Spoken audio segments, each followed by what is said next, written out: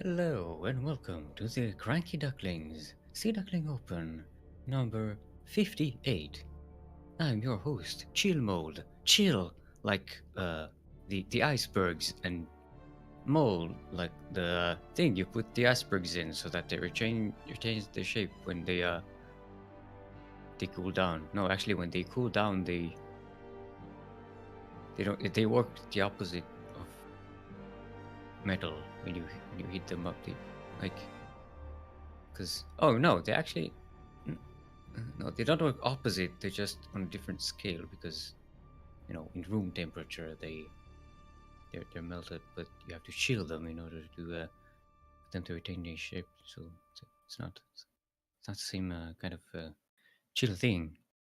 Um, yeah. Welcome to the Sea Duckling Open thingy right here on the CranKy Ducklings. We are in chill mode. Chill mode with chill mode. Chill.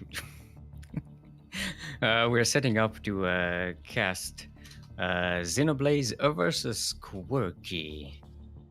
So very own CranKy Ducklings Quirky and Xenoblaze, who's from Alpha X, I believe, right? Yes? Question mark? I did not check that. No, Fairlight. It's the other Xeno. I confused them with the other Xeno. Xeno.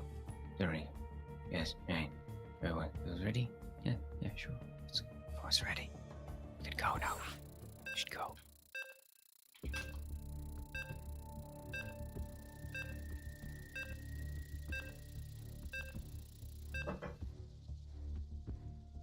So, how are you all doing today? Are you having fun on this chill Friday? The Friday of chill. We get everything chilly. I mean, it is springy over on this hemisphere. So should be the opposite of chill outside. But strangely enough, when it's not chill outside, it's actually more of a chill weather, isn't it? Isn't life kind of weird like that, where if on the outside it's chill, inside it's not chill, and if on the outside it's not chill, then on the inside it is chill. Because it's life for you. Speaking of life, this is the cyber forest where life meets metal in a chill way, because we are chill today. LE. Now, LE, in case you did not know, stands for lax environment. Lax environment because it's chill. It's a chill Friday. Everything is chill, even the lax environment. Lax as in lax, not lux with you, because that's it's a fish. So, or measurement of light, like the physical phenomenon, not a team captain, who's also kind of chill. Yeah, it's chill. Chill. Yeah. It's chill. Yeah.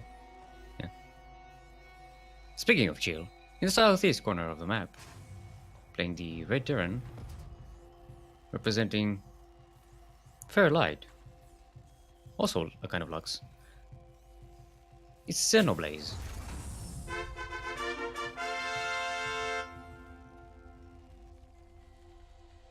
Annie, the northwest. Speaking of chill, he's Australian, and he's chill.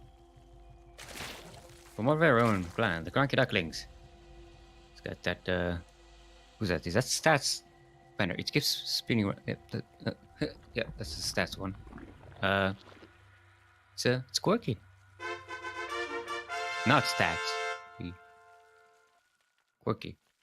The Zerg one. That's Quirky.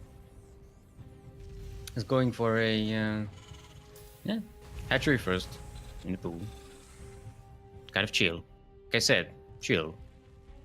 I mean, later it'll probably be a lot less chill because he likes to bane bust. A lot. Yeah, Xenoblade with a Reaper Expand. 111. Chill. The chillest of chill. Also, speaking of chill, Dalicat, thank you for subscribing.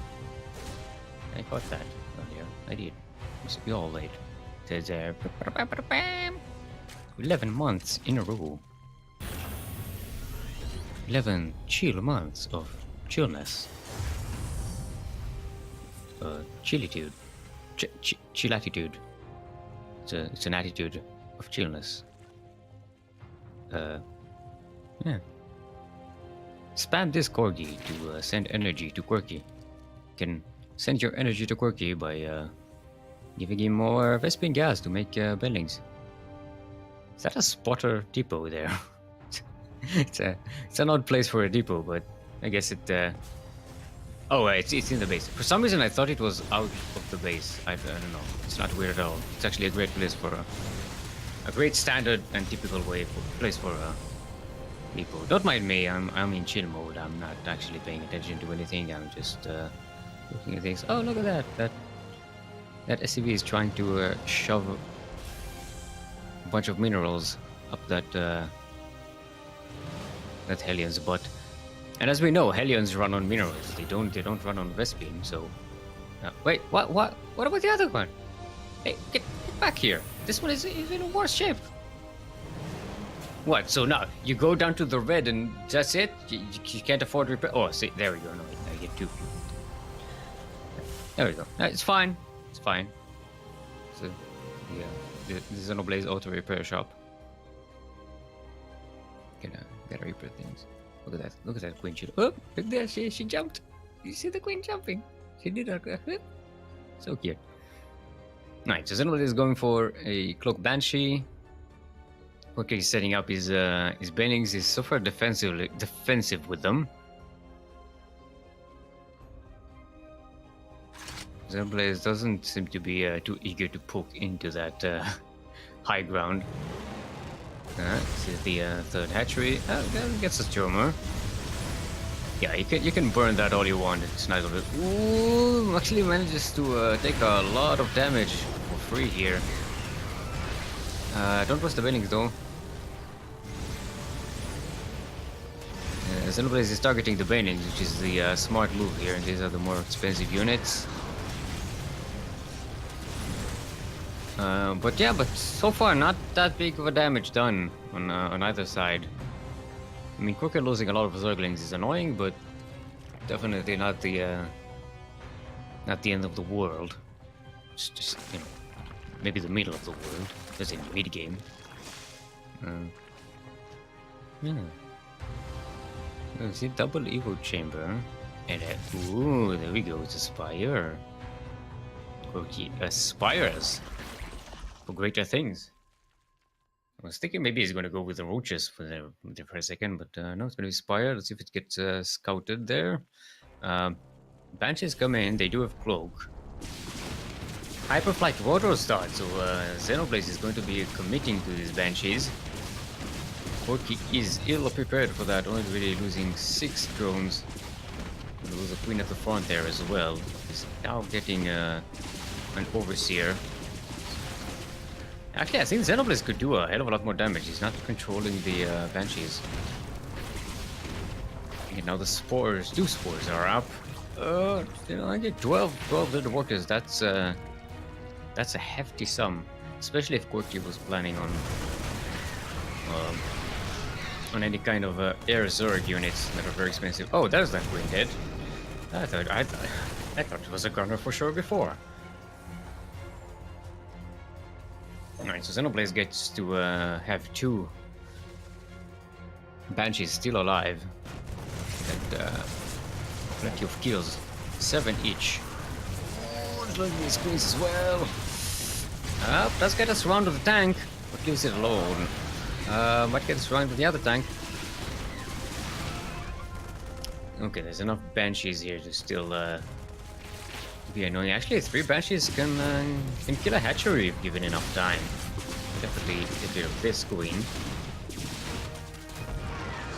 Yep, there goes the tank. Still got to do something about them Banshees though. He's waiting for the Mutualisks. They're not going to be out at a time. This goes the hatcher. There, oh well, that hatcher is gone. Spinning speed for Quirky. Xenoblaze is getting all the side upgrades for the Terran Ferrari mech stuff. The Cyclone Hellion Cyclone. It's fun because now I get to confuse them and still be right whatever I say because I tend to confuse Hellions and Cyclones for some reason. Not the units, just the names when I say them. And now whichever one I say is the correct one. Mostly. Oh, and he's already responding to the Mutalisks with some Thors. And some turrets on the production as well, which is important. You don't want Mutalisks camping on your production. There he goes, making Steel happier. Yay, Banshees. Banshees are fun. Ooh, even getting the autosec attacker thingy. That's the one that makes turrets shoot faster, more far than they would otherwise. Oh, you're just drinking my tea, Earl Grey, hot. And here comes the Link Bin Muta composition there. It's gonna be scouted by an SCV just coming to build. Is that a building flying across the map? Xeno is just floating his barracks there. Oh, here comes the Banshees. Ooh, is that gonna get the Banshees for free here? It does have detection. They can't really shoot up the Meatless, but they go where the turrets are. And the Bailings do not get to the SCV. That was a great pullback by Xenoblaze. Ooh, but forgot about the command center. This might go down. There's enough on the ground that the Thors can't really get to the Mutalisks, but they're being baited. Don't take the bait! Don't take the bait! Don't take the bait! Ah, they're being baited. No. All right. Command center is alive. The Mutalisks are dead. Xenoblaze will take game number 1.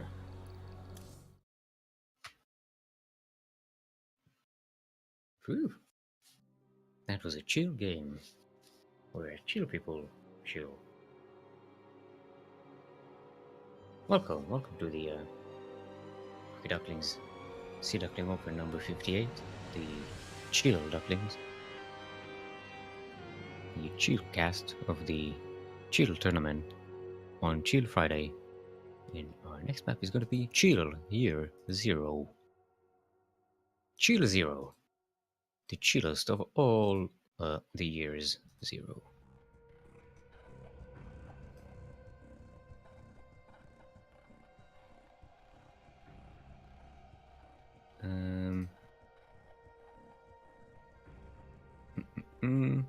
Alright, to invite the players. Not too fast, gotta be chill. This is Chill Friday. Gotta take things slow. Slow, it's chill. Gotta be chill.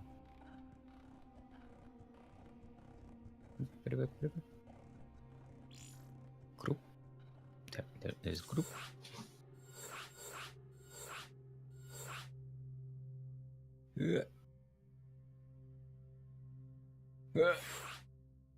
There you go. See if all of our players are ready. Ready and chill.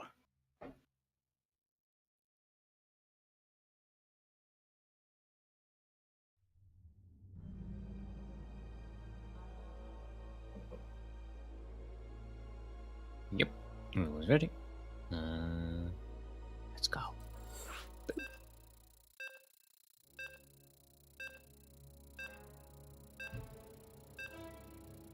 Group is saying it's so chill it's supposed to snow today.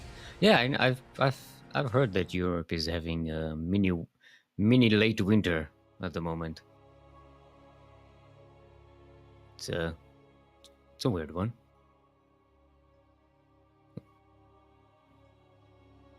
It's all part of Amon's plan. All part of Space Diablo's plan.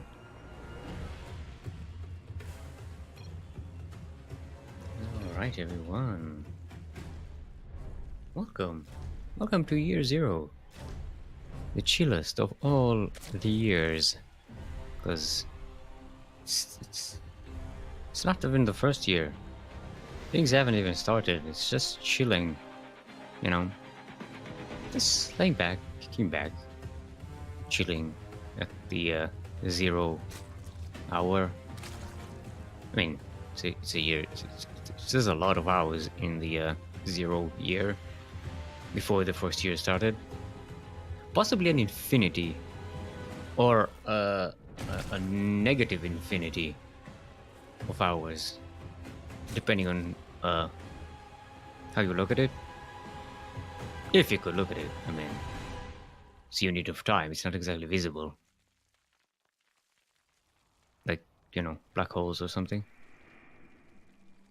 Anyway, in the northeast corner of the map, we have our chill purple Zerg from Australia, representing the CranKy Ducklings. It is Quirky.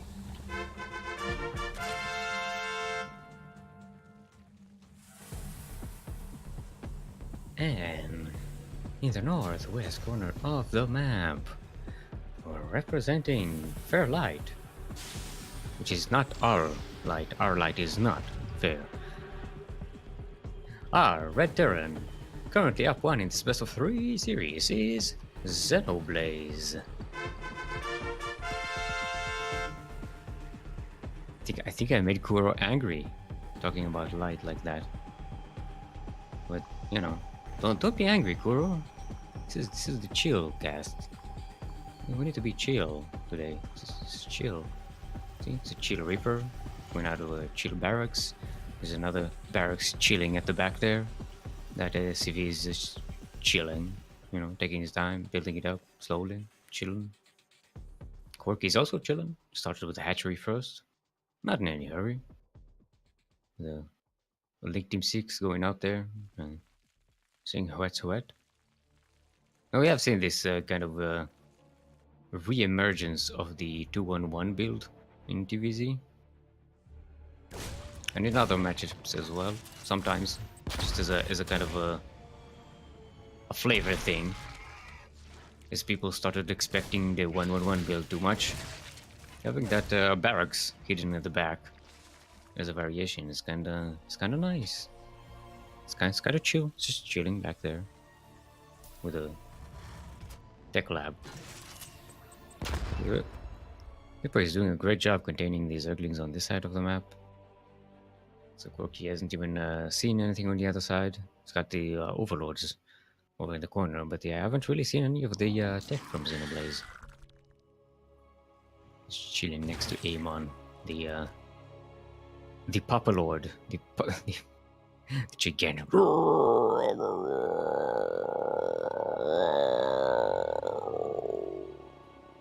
Look over there. Look over. Don't look at that. Don't look at me. Look at there. There we go. Thank you, Amon, for making sure we don't miss the action. 14 Zerglings out on the being made now. Quirky now has 27 of them. That's a lot. He's preparing to bust here. The wall is definitely not a wall. There we go. Surrounding the Marines. Start stepping is helping, but they are all going to go down. More Zerglings are streaming right in. The bunker shouldn't be going up. See, dead. Dead like the plague. Thank you, vaccines, for killing the plagues. Okay, so the natural has to be lifted off. Quirky still can't really go up that ramp as long as those depots stay up. Waiting for the banelings to bust the boss. Xenoblaze bringing mules and thingies, engine base, not tech labs, engine base. Spelling's not enough to actually bust this, but the Zerglings might be able to kill those buildings. There we go. The Zerglings are in. Xenoblade is actually pretty well situated though. The Zerglings moving into a choke and the Marines just kill them all. So I'm not sure if actually Quirky did a lot of damage here, but I don't know if that was enough. He did waste 43 Zerglings on that and did not take a base while this was going on. He's going 2 base all in. This is he has one more wave to try and do something here, but I think that will be it. Xenoblade has held pretty damn well. He lost 1 barracks and 3 supply depots, only 3 SCVs, and the rest is Marines and Marauder. So no critical buildings lost there.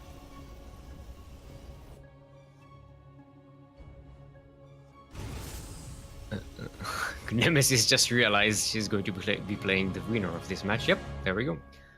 She's already waiting in the second round.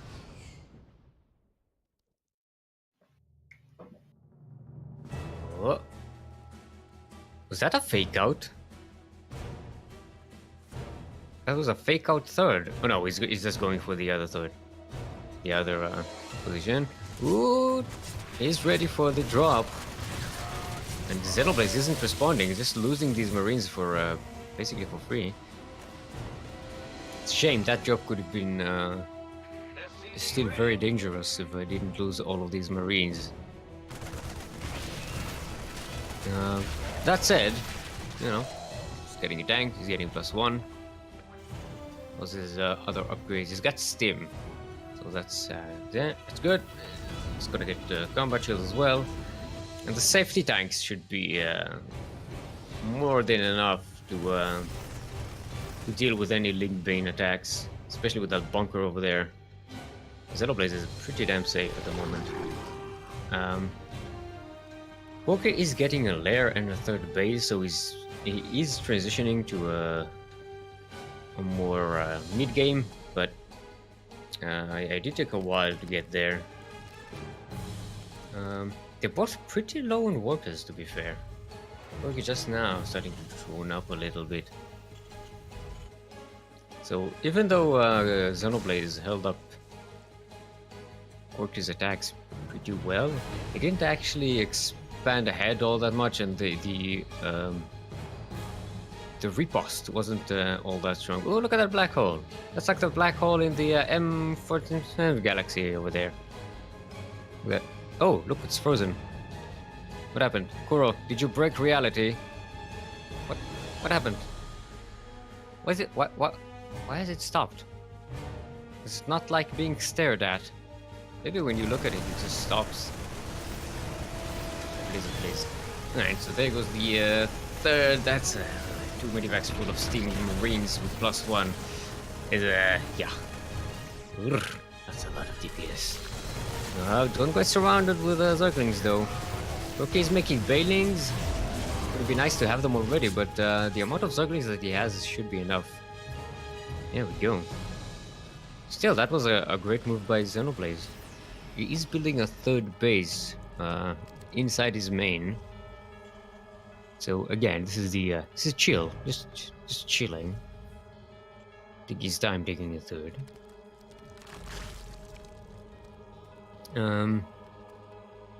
Yeah, so wait, how many workers? Larva! Oh no, wait, there's a pip tumor to save the larva. Yay! Look at that, it's clapping its mandibles. I think it's yay! Yay! Woo! Okay, Xenoblade is setting up for another drop. I mean, Quirky did lose that hatchery, which is that's. He did lose it. It only lost 1 drone. But yeah, losing the hatchery means he's so behind on production. He's behind on workers now. His army isn't where he wants it to be. And Xenoblade is just going to drop here again and deny a third once more. Oh no, he's gonna run right into speed base. Yep. Okay, back up a little. He does have another drop right there in the southeast. Quirky is switching to Hydralisks, but it's gonna be a while before they are here.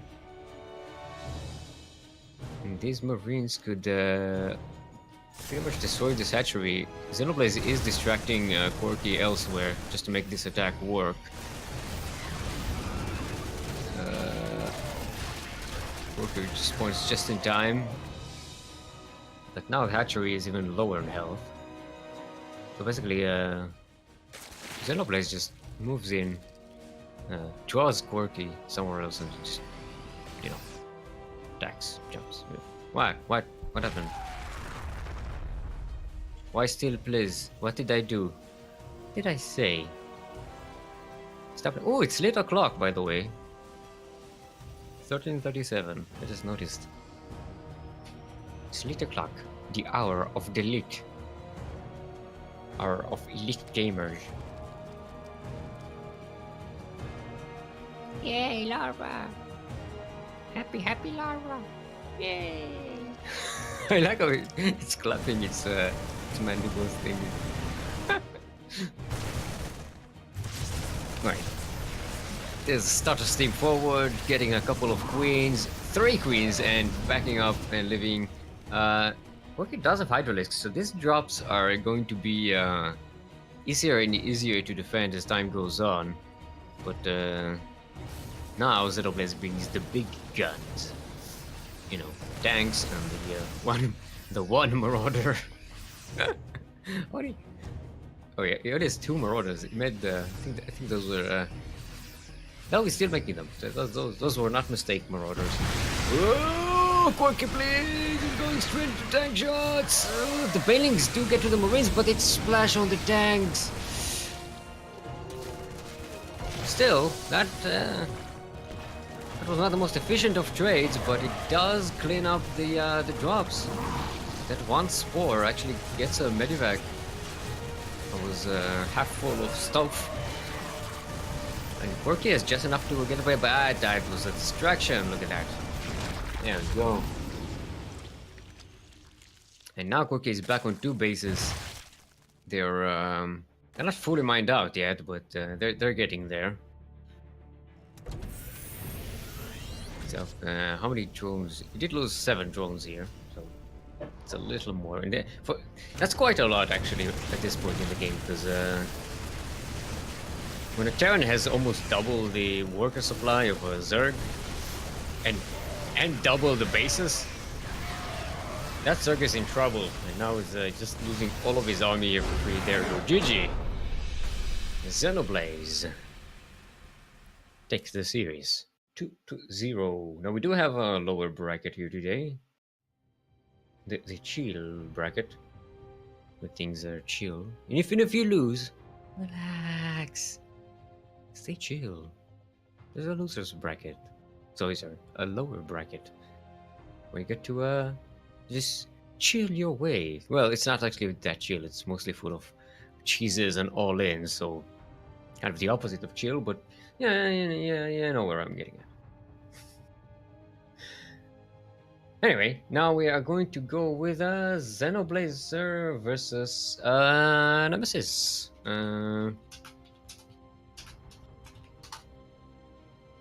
So that will be our next game. So we have ourselves a TVP right here. Now, Nemesis, of course, in case you did not know, is the current reigning Sea Duckling Open champion. Wait, no, she's not. Is she? Yes, she is. Yeah, she won versus the Kyojin. 3-1. She defeated Sunokasori in the lower bracket finals.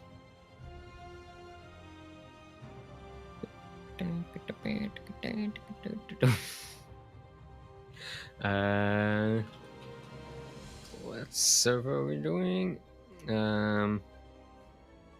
Let's trying to figure that out. While we'll do that,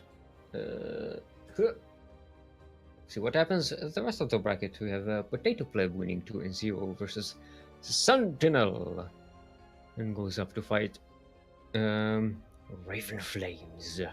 1-2-0 versus Suneo. Suneo and Sentinel are fighting over there in the lower bracket. Quirky is going to be waiting on the loser of Potato Play versus Raven Flames.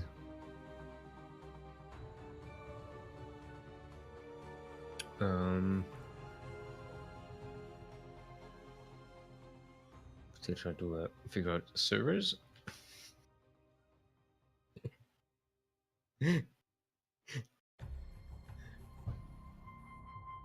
Yeah, we need to name that larva.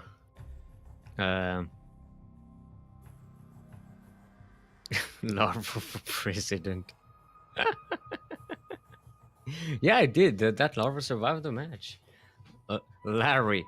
Corey is suggesting Larry the larva. Thank you. That's as good as a suggestion of mine. That's that is a quality suggestion. I'm doing pistol fingers just for you, Kuro. Pistol fingers all around.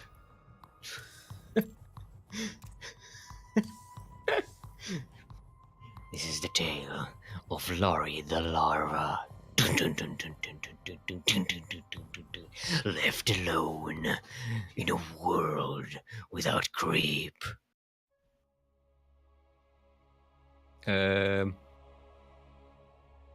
So central, that's the thing. Okay.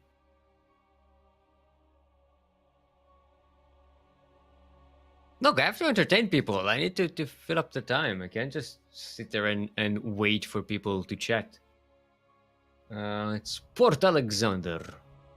Or battle cruisers, chill.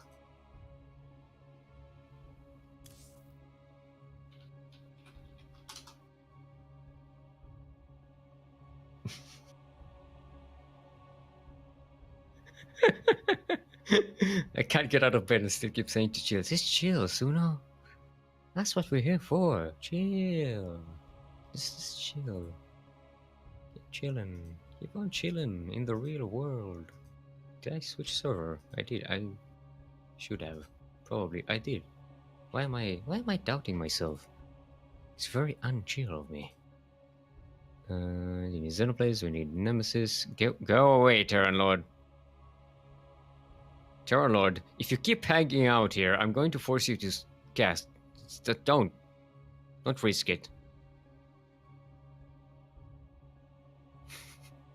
You either play or you cast.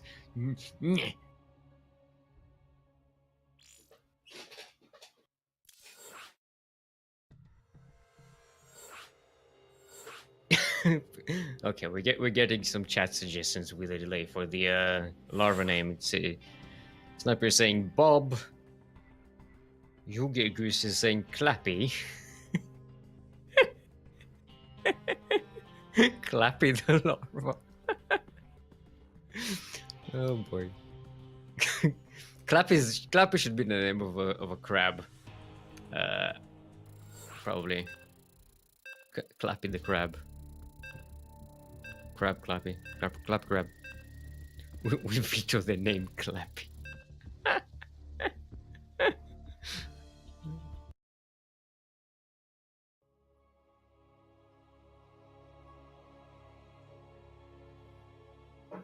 Clappy, Clappy, Clappy the kleine lava.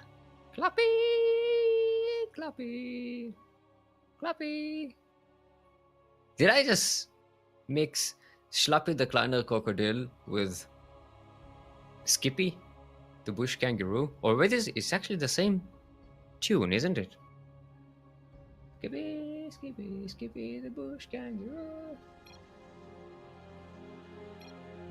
Slappy, slappy, slappy, the Kleiner Crocodile. It is, it's the same fucking tune, isn't it?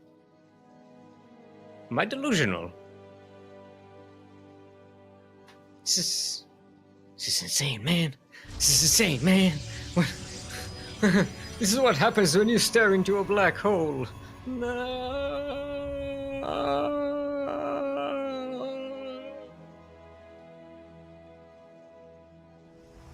Speaking of staring into a black hole, don't know why that's the segue. We are on Port Alexander, LE. LE, of course, stands for Limbo Entrance. Limbo Entrance. That's when you get into a room to the Dance of a Limbo. Just hello, can you go? Can you go? It's very chill, because we're chill here. It's a chill place for chill people with chillness in their hearts, and chillness on their minds and in their soul. In the southeast corner of the map, chillin' is our pink Protoss from Team Alpha X. Our current reigning champion is Nemesis.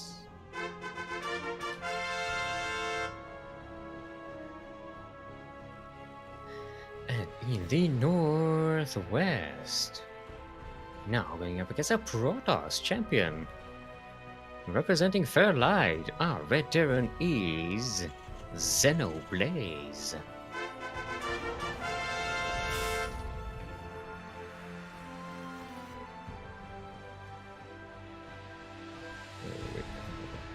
I don't know why I was opening OBS for some reason. I don't know what it is, right? Go away, OBS. You're interrupting us. Nemesis is setting up her typical proxy probe. Even when she doesn't proxy, she likes to have that probe out on the map, just in case she needs to proxy or set up a ninja base or something.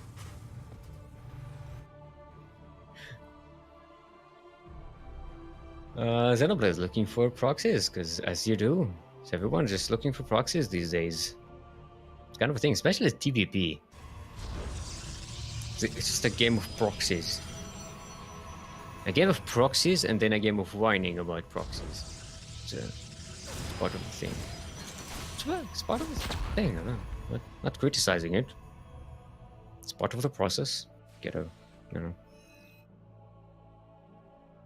annoyed with proxies, complain about proxies, learn about proxies, beat proxies, and then do proxies.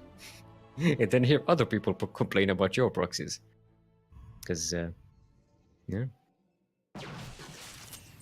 Okay, Nemesis is setting up a Dark Templar Shrine in that proxy location. Reaper goes in. Sees some pretty regular tech, nothing too suspicious, but no robotics facility. It should kind of tip you off if there's a thingy with a thing and no thing, then the other thing is probably right. That Reaper gets two drone. Yeah, the Protoss drone. Prone. Maybe that's what they should have. I mean, they should have called them drones, right? The probes should be named. They should not have been named probes. Observers should have been named probes, because they're actual probes. The probes should have just been named Roombas or something. I don't know. Robots that work for a living. I mean, that's basically what a robot is, right? The worker from the Russian Robotnik. That Reaper is still alive. It's being annoying. It's not like he's making good use of it.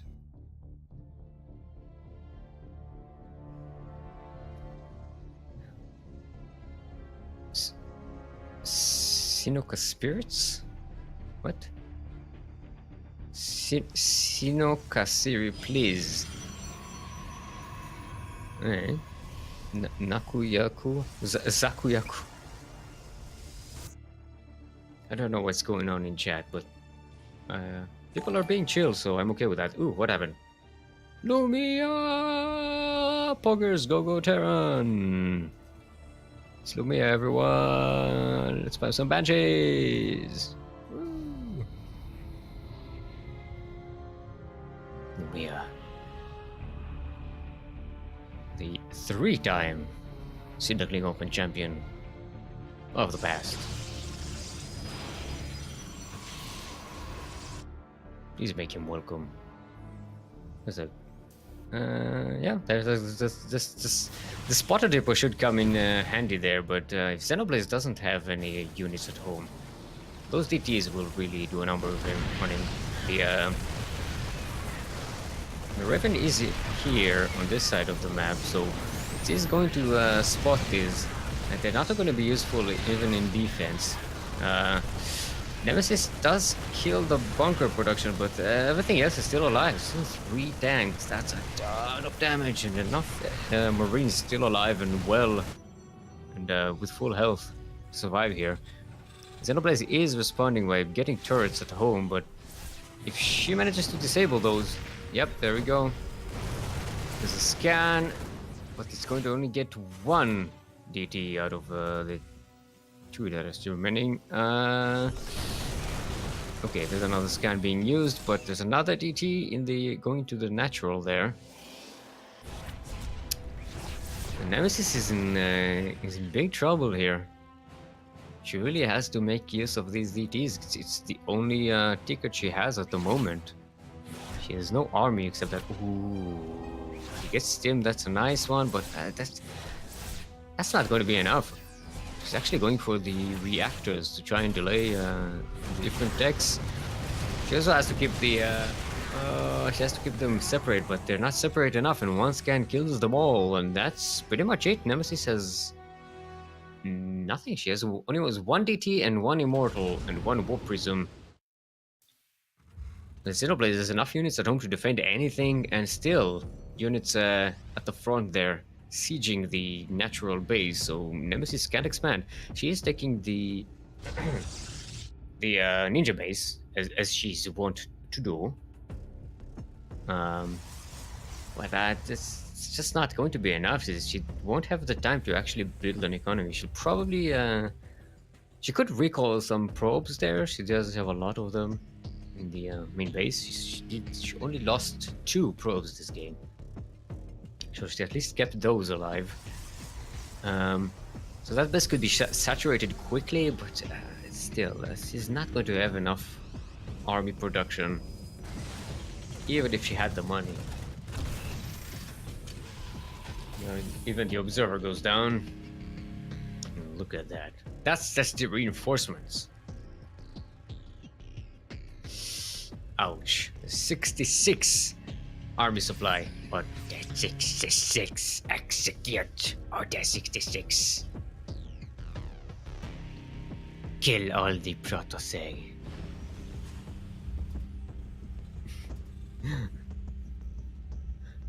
I love the feeling of Friday night eating my dinner and enjoying watching SDO. Thank you, EBG. We love watching you play in HBO. In SDO. It's kind of like HBO, but we have less sex scenes in StarCraft.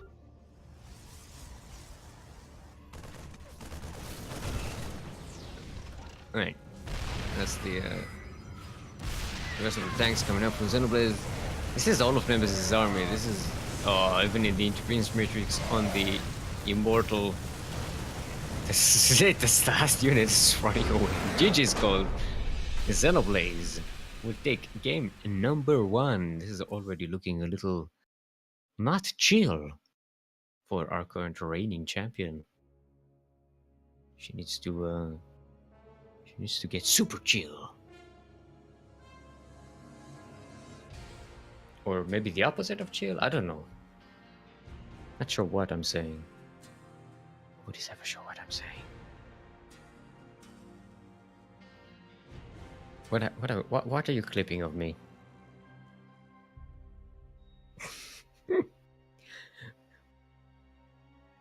Feel free to clip anything you see you find interesting and or entertaining during the cast. It helps us a lot with collecting clips for the thingy, for the duct tapes, the collection of clips.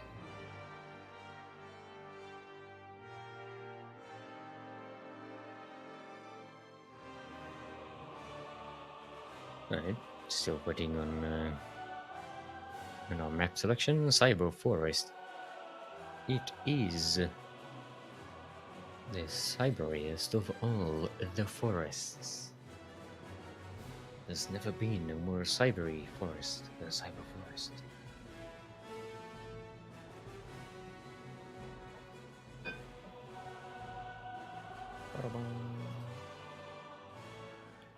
Let's get our players in. Let's get our streamer in. Let's everyone be chill. It's gotta be chill. Do not accept non-chillness here today.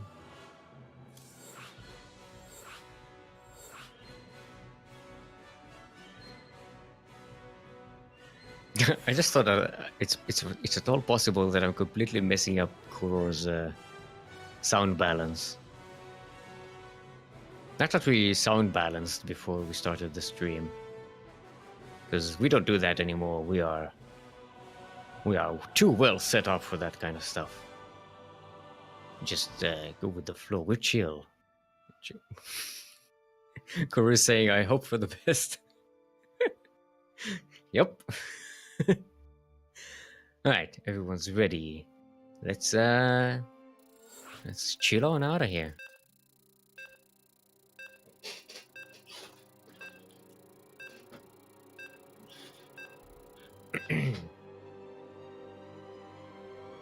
Now, just as a reminder, the sign-ups for next week's tournament, which is going to be a Masters 1 Open, the number 16, are up and running.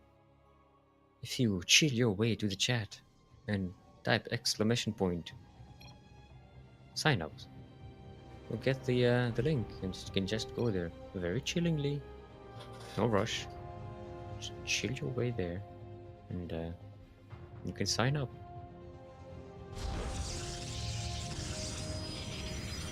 Anyway, we are on Cyber Forest. The chillest of all the forests, because it's cybernetic, and therefore has its own built-in cooling units. So it's chill. LE. Now LE, in case you did not know, stands for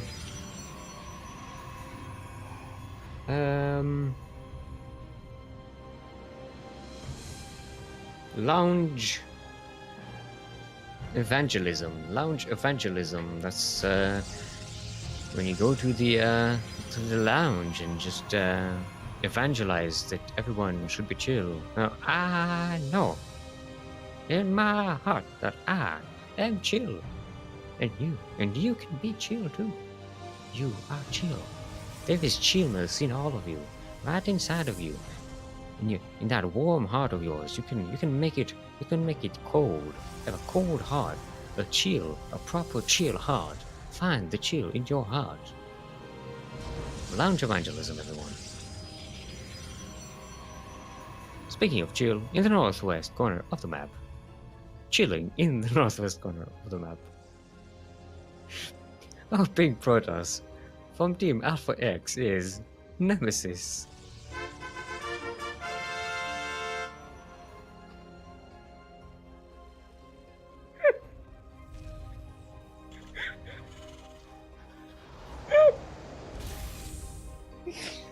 I don't know why that made me laugh so hard.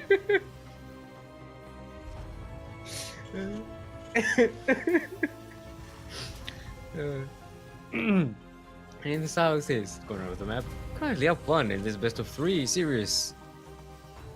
Against our current reigning STO champion. Representing Fairlight, our red Terran is Xenoblaze.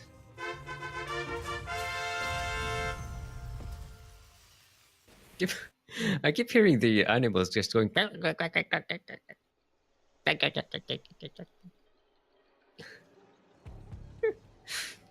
Oh boy. Yeah, there's that proxy probe over there in the north, as Kuro showed us. Xenoblaze going for a very safe 1-1-1. Getting that Cyclone. Skipping any Hellions and stuff. Just getting the one side. Ooh. Straight to the Magnetron missile upgrades. Yeah. MMGs. Yeah, I know it has a different name. I don't. This is the chill cast. We chill about those things. It's the chill upgrade for the cyclones. So the cyclones can just chill back and just shoot things. Very chill. See, there we go. Very nice and quiet. Bam, gone. Chill. Very chill unit, the cyclone. Nem is actually going for a robo and a Stargate. Hey, look at those! Look at these Ewoks chilling there in Cyberforest. They're just chilling. That cyclone is also chilling. It's about to die to a stalker that's chilling in the shield battery range. Cyclone has 1 health point. I hope Xenoblaze repairs that cyclone. Deserves it. Fuck's sake, I can't chill anymore. Yeah, then you're out, so no. I'm sorry. It's just chill. See, we were chilling with the Ewoks here on Cyberforest. Go away, Phoenix. We're chilling. Just doing a flyby while we're chilling. Look at them. They're just so happy. Did someplace see the thingy? Why is my thingy not working? Hold on. Wait, why is my vision? For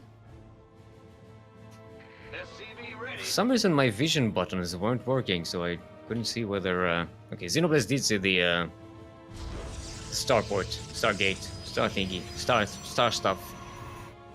Star Killer. Star Killer! Nemesis ready for drops, but the drops ain't coming. Xenoblade is also setting up for drops, but the drops ain't coming.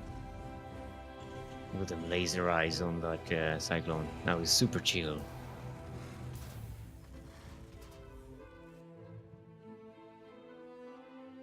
Alright, 3 cyclones moving out. They get spotted almost right away. I like how they're driving right behind each other synchronously. No, now they're backing into each other.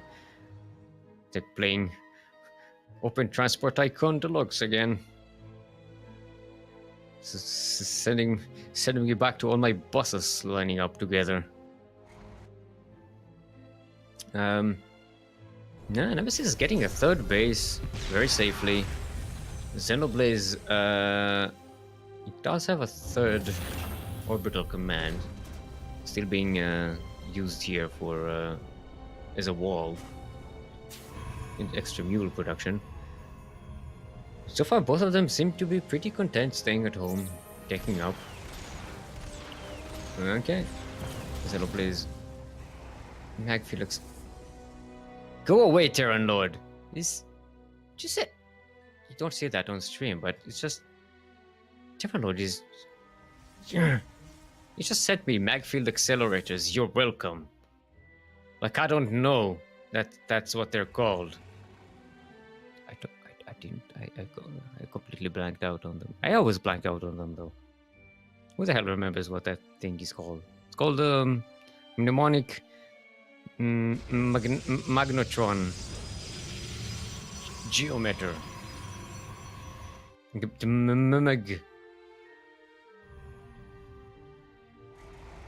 Alright, 4 cyclones going in.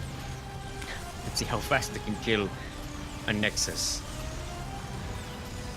They're working for now, but they can actually go to kill that. Bam! That's a Nexus assassination. I think that's just one of the first. That's just the 4th unit to be killed in this game. This game has been so low impact so far. But Nami is actually losing a lot more. She's getting the thermal lance though, and once she has some Colossi out, she has 1 out. Yeah, she's not making another one. That might be a mistake. You kind of want 2 or 3 of them at least. And that's going to counter the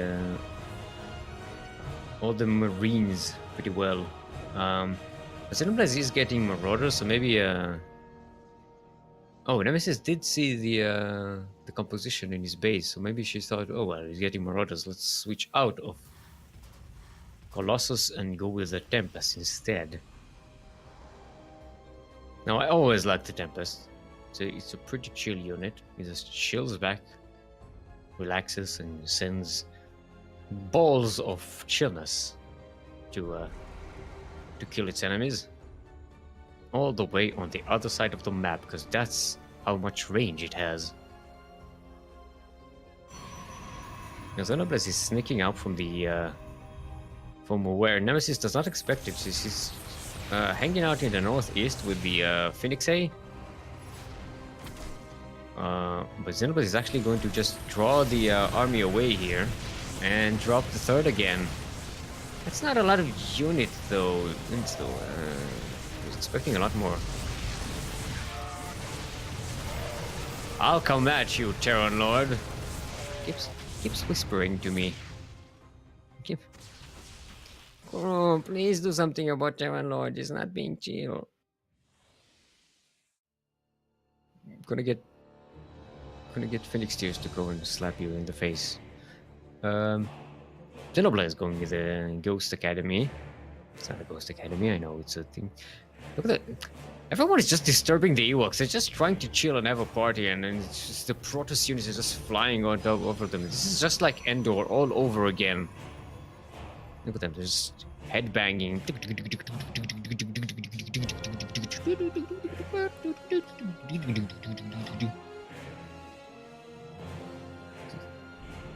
Stop being so twitchy, Phoenix A. Look at that big army moving up. It's a lot of turn stuff. That's 5 tanks, 10 Marauders, 44 Marines, and a Raven to boot. A few Medivacs as well. Nemesis really doesn't have the firepower. Oh, she's switching to carriers, but yet that's not enough. She does have the 2 Colossi. Gotta make use of that because laser range. Nice disturbance matrix on the Colossus. Ooh, but it just goes straight in there. I don't think the one that's remaining is going to be enough. Xenoblade steams forward, still has some tanks in play. They all get lifted, but there's nothing to shoot them with beams. They're gonna get the Tempest. That's the word I was looking for. Should have been chilling at the back, but ended up being at the front. This is a desperate fight for Nemesis. Kind of holding, but that's not going to be enough. Xenoblade is already making an army to replace his. Nemesis is gonna get 1 carrier, 1 Tempest, and 4 Phoenix A, and that's not gonna be enough. She also doesn't have any air upgrades.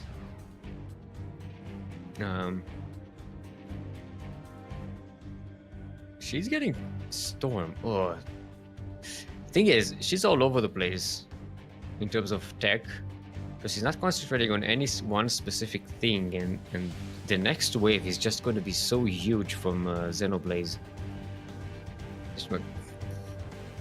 Apparently, Phoenix Tears is not home, so he can't slap Terran Lord. Get out of here, Terran Lord! Damn it! Someone hashtag ban Terran Lord. Wait a minute. Okay, so Storm is about to finish, and I mean, she does have a few High Templars, so she's got a few Storms there. A couple of well-placed Storms can really change the battle here. Won't have much of a chance. Oh, there. Oh, yeah. Oh, yeah. That was a Terran army. Xenoblade going overconfident. Yeah, Zealots are going to be enough to clean these tanks. And now, our Protoss has the upper hand. There you go. Nemesis getting 2 carriers. No, she actually stopped making carriers. Weird. She has 2 carriers and with 3 Tempests, some Phoenix A, some ground units, and Storm. That's a pretty strong composition. Xenoblade is getting Vikings and a Thor and Ghost. It should have, if Nemesis gives him time, he should have enough to actually withstand what she has. I mean, it's very dangerous for Nemesis right now. She's taking her time. She's just getting another Nexus. She does have that ninja base in the top right corner, so she's quite ahead economically. But she doesn't do any damage. Xenoblade is just going to recover.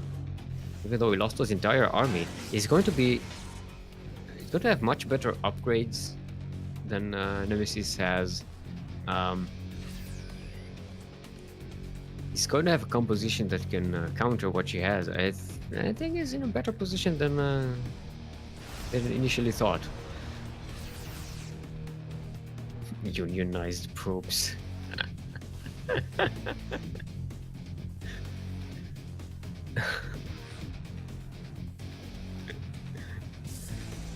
Alright, let's get some more of our TL Grey Lookworm. Gotta make sure we're well hydrated. In the meantime, elsewhere on the bracket, Raven Flames, who I believe this is their first appearance in the tournament. I just realized we have the thonking emote, and I'm just holding my chin just like the thonking emote. The things that amuse me in life. They are up. They won 2-0 versus Potato Pleb, who's now going up against Quirky in the lower bracket. Now the lower bracket is a best of one series, except the last one, which is going to be a best of 3 lower bracket finals. So Nemesis gets Blink. And I think Stalkers are going to be the thing here, though. Right? Question mark. And what if she was trying to get something else and just got confused? It's pretty late for getting Stalkers. Or maybe she's planning on a base trade at some point. I don't know. Fusion Core coming up for Xenoblaze and 4 starports. So I'm guessing battle cruisers are coming. I think Nem has 5 Tempests and 4 carriers. That's a pretty good composition against battle cruisers. I mean, Xenoblade does have all these Vikings here. Ooh, she doesn't see the ninja base. That would be a great loss for Nemesis if Zeno knew about this. Instead, he's going for the base where her army can actually defend. Still 1 shield battery that survives this. Oh, she storms the ghosts. The female ghosts all die in pain and agony, destroying everyone's ears in the process. Marines still under the carriers. They actually managed to clear them out. This is where the upgrades come into play. 3 Marines against unupgraded Air Protoss. Man with gun OP, especially with a huge upgrade lead.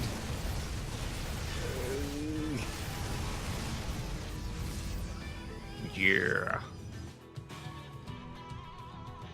That's the problem with having tech that keeps changing. That you can't concentrate on any one path, so you don't really end up with the full upgrades for it.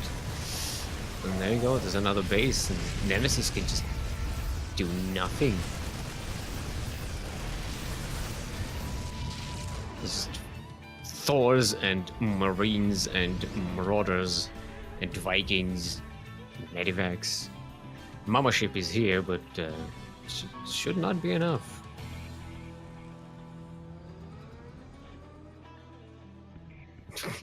Xenoblade is just getting all the upgrades.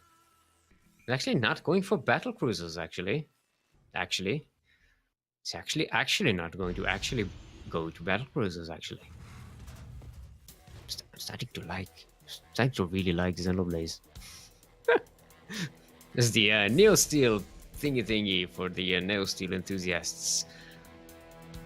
And the autosec targeting thingy.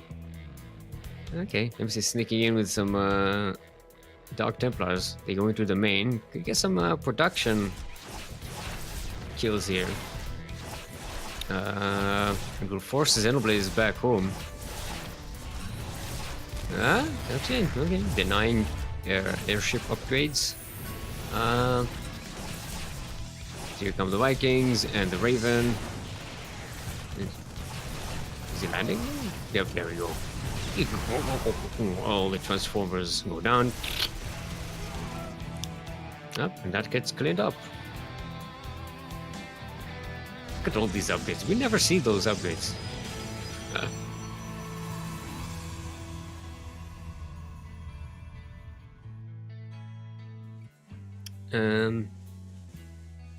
There we are, Yamato. The Yamato cannon is coming. But no battle cruisers just yet. Yeah, Xenoblaze is just in such a great position. Yeah, I think it just needs to go in there and just kill Nemesis once and for all. It just really isn't anything to be afraid of. I like that. Getting that Dark Templar with a EMP. Oh boy.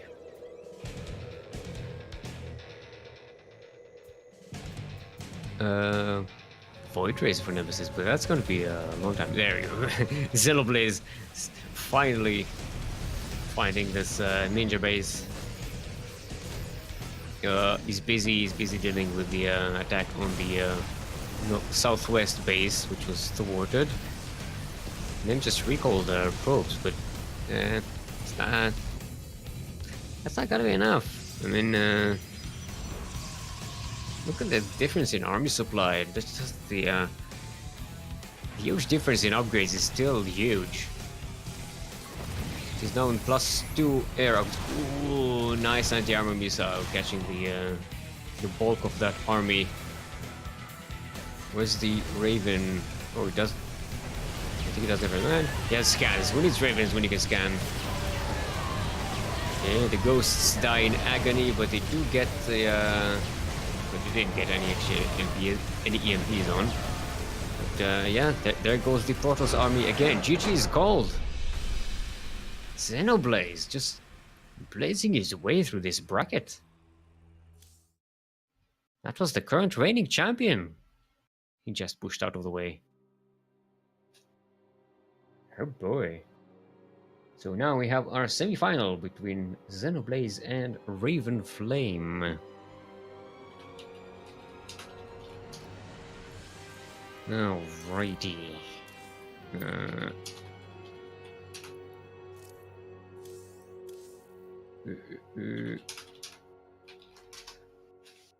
We'll try and figure out what what servers our players wish to play on. I believe Raven Flames is from Malaysia. Oh, but they are in Germany right now, so it's so we can actually go to EU, right? I think.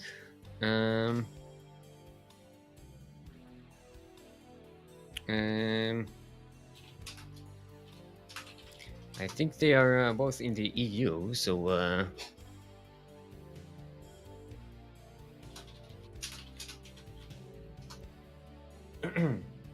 so we'll make sure they're here actually. And in the meantime, we have to hydrate our hydras. Have to stay well hydrated.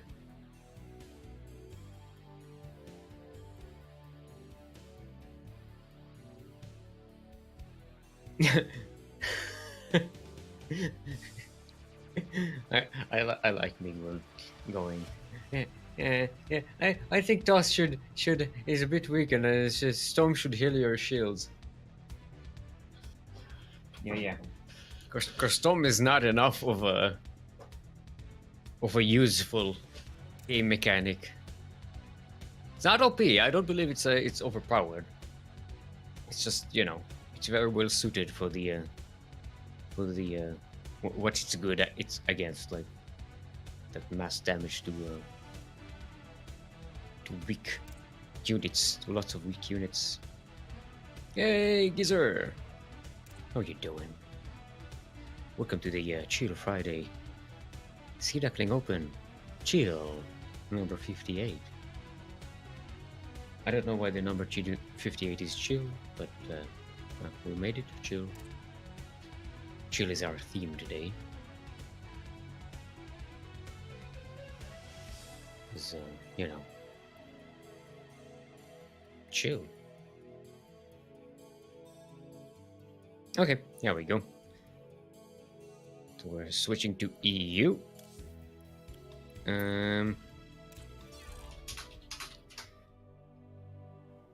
Let's go to Europa. To the Europe, where the Europeans are.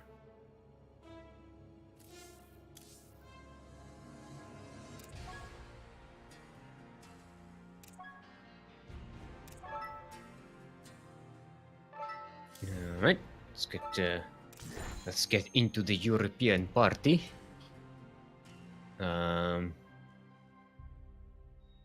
Yep, there we go.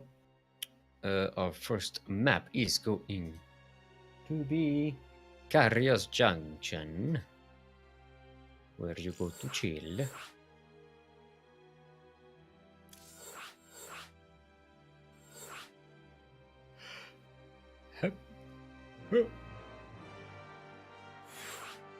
Oh, Europe is so easier to deal with.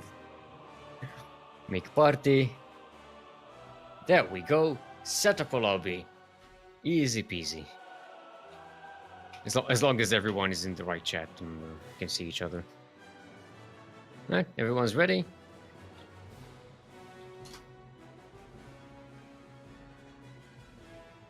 Alright, so it's gonna be PV. There we go. There. I'm guessing Xenoblade is used to playing Protoss as on EU. So we almost got ourselves into a PvP. Saying it's gotta be careful.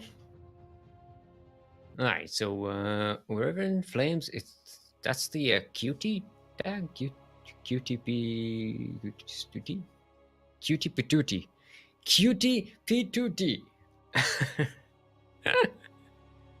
QT Pituti. I like that. I like that.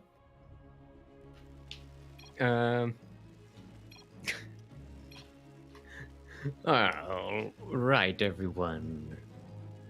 Welcome, one and all, to Chill on Kairos Junction, the chilliest of all the junctions.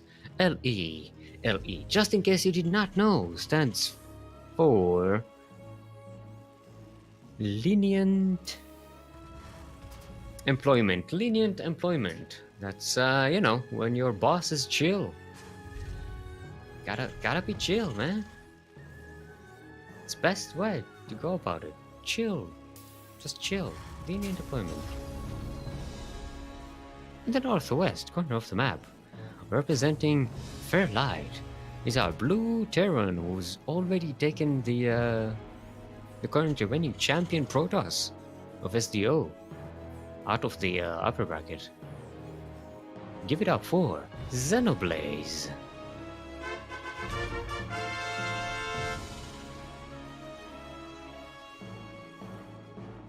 And in the... Is that a proxy? Is building a barracks. It's a fake proxy. I don't like it. He's actually beating the proxy in his third base location. And in the southeast corner of the map, chilling with the what are they called? Tal'Darim's skins. These are green Protoss. all the way from Malaysia, but currently in Germany, representing Chuji Bichuji. It's Raven Flames.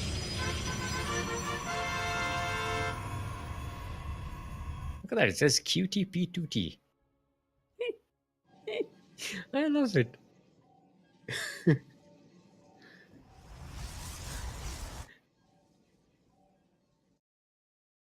Right. Yeah, it's another TVP. Let's see if Xenoblade plays it the same way, though. I mean, you already changed it a bit with making the proxy here, but Raven Flames didn't see it. So it's all over the map looking for that proxy, which isn't there. In the meantime, the Reaper is out. I didn't see the Zealots. That's a huge overreaction on Raven Flames' part. That's a great mind game by Xenoblade there.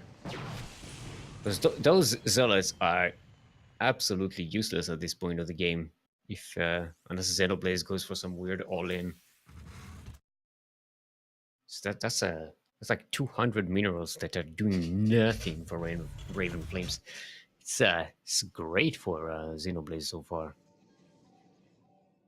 At the expense of like a few seconds of build time and, you know, some flight time for the barracks, which isn't all that critical because Xenoblade is again going for the Cyclones.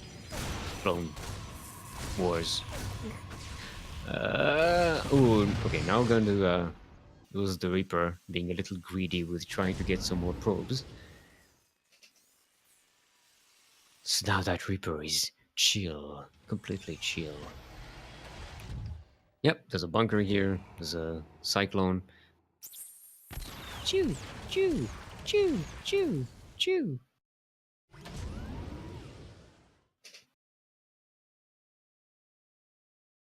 Flame's gonna try and get on top of this. Xenoblade is reacting pretty well, and yeah, Raven Flames didn't lose a lot much though, so that's good. But again, it's stuck with those Zealots that are just useless. If those were a couple of Stalkers, that would have been a hell of a lot more helpful. Raven Flames is going for Blink, which is going to help with the Cyclones, definitely. You know, you'd blink on top of them so they can't kite you.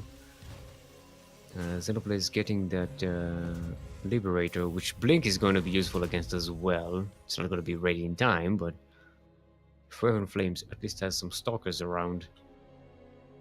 That Liberator shouldn't be getting all that much done. No, Raven Flames is not in position. It's actually going to be a multi-prong here with the Liberator going into the main and the Cyclones at the front. Raven Flames responds to both of these. Gets one Cyclone down. The Liberator is set up. That doesn't have any kills, but oh, it's about yep. It did deny mining here for a while. Oh, don't kill this. Oh, that was so close. Let's see if Xenoblade manages to save this Liberator. Yep. So this is going to keep being annoying here. This is already doing a great job for Xenoblade. It was a lot of lost mining time.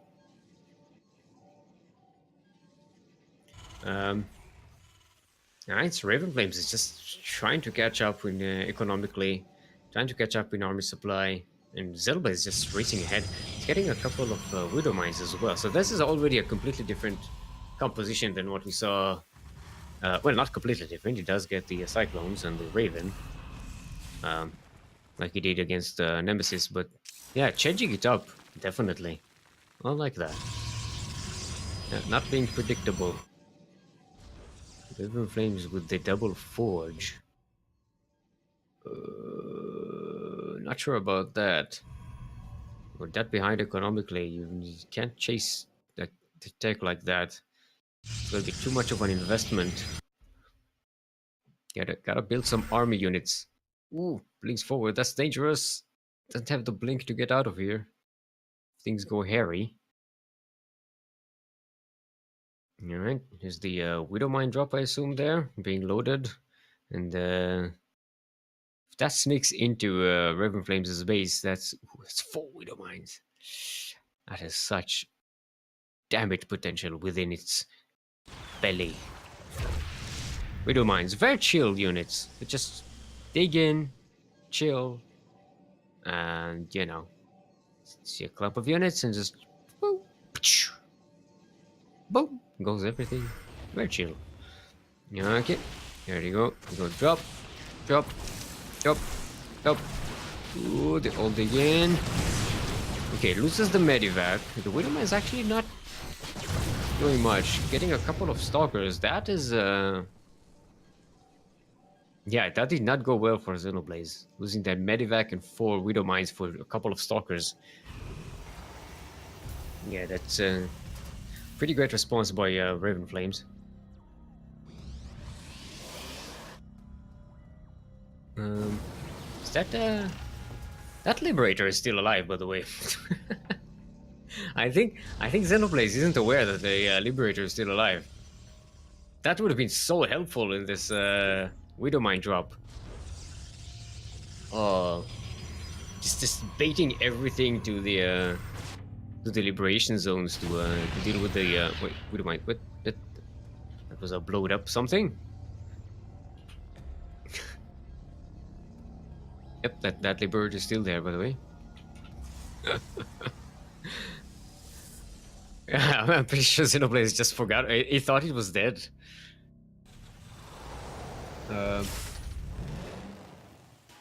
Yeah, it gets a 3rd base. So far, so safe.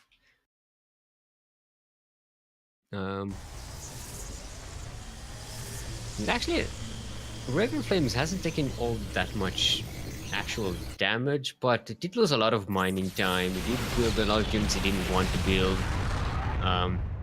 His composition isn't exactly where he was planning it to go. There we go. Now the Widow Mine in conjunction with the Liberator there. That's gonna be a... Oh, that's the Widow Mine and Hellions. Blue Flame Hellions. Oh, they line up. They line up. Oh, no. A chill 18 dead boobs. Holy crap. That is a great get for the investment of yeah, even saves the Medivac with a nice way at maneuver.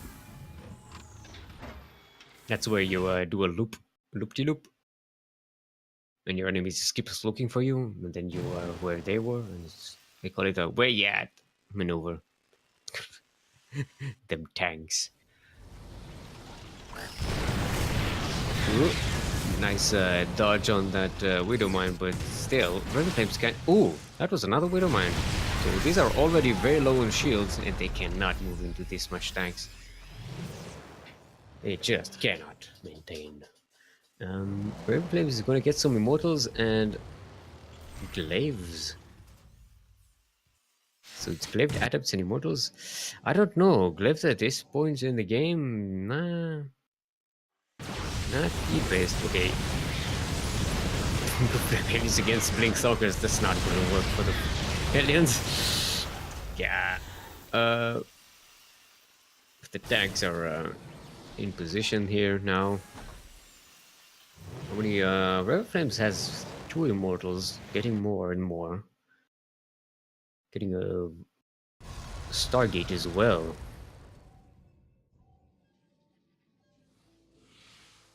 Is that Immortal locked into the... I think that Immortal is Yakud in the in Raven Flames' main base. Yep, I think that's a Yaku curse.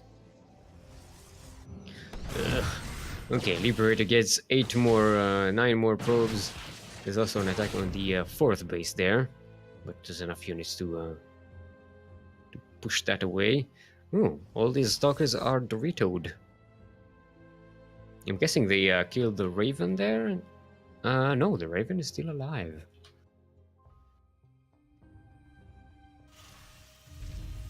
So yeah, Xenoblade is doing a great job keeping Great Flame Flames behind. 30 probes did this game. Aliens is just chilling. They did a where you at maneuver.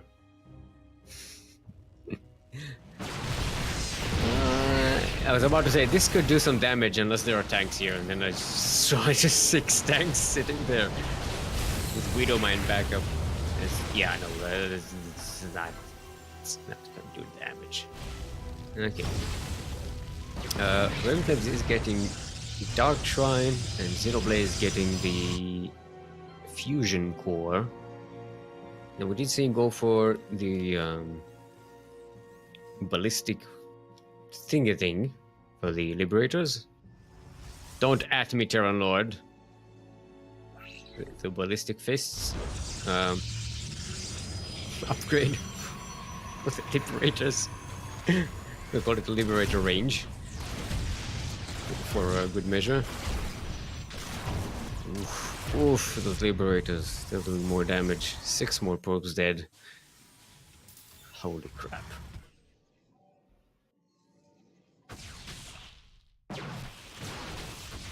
Whoever Flames is clinging to this game. Still has 4 bases, but look at how many tanks that is. 24 tanks!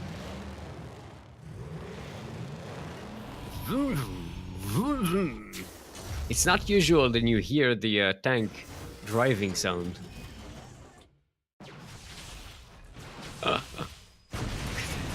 These are not Zerglings, people. These are tanks.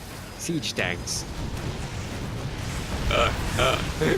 Do you want to see? You want to see the dictionary picture for overkill?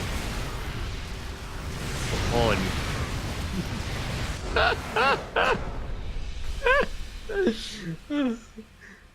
That was amazing. I didn't even notice how many tanks they had. That was disproportionate.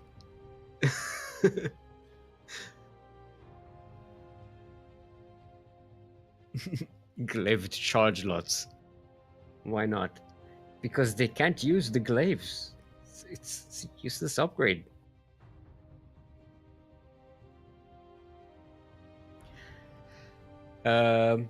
So King's Junction, New King's Cove is going to be our next map.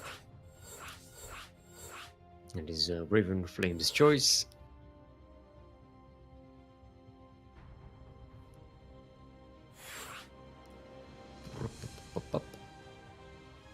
Hit. Let's make it very bad. Okay, wrist check. Everything's good. Fine. Everyone's ready. Let's go.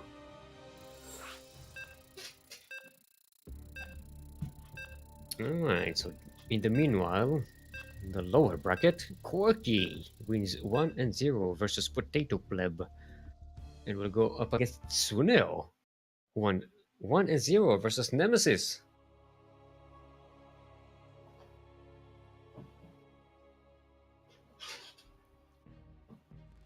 I think Tsuno versus Nemesis was there were finalists in the Voltacus Star League. For those who remember that. All right, everyone. Welcome to King's Cove, where the kings chill in the cove. Because this is the chill cast for the chill people, where everything is chill, including LA, which stands for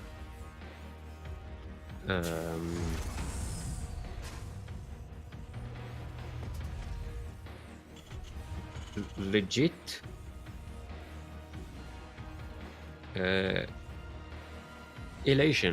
elation. That's what you get. So chill and in tune with yourself that you get elated legitimately, not from taking any weird like psychedelic drugs or anything or something. No, it's a legit elation from within yourself because you are completely and utterly chill. Speaking of chill, chilling in the northwest corner of the map, representing Fairlight. Currently up 1 in this best of 3 upper bracket semi-final. Our blue Terran is Xenoblaze.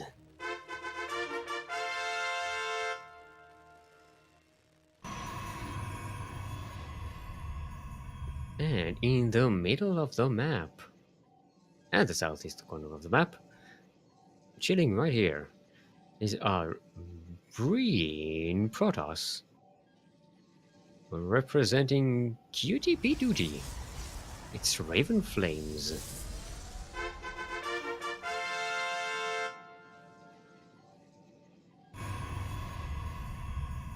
They literally have glaives on their arms. You mean zealots? They don't have glaives on their arms. They have psi blades on their arms. That's not the same thing. God, Yaku. Do you even Protoss?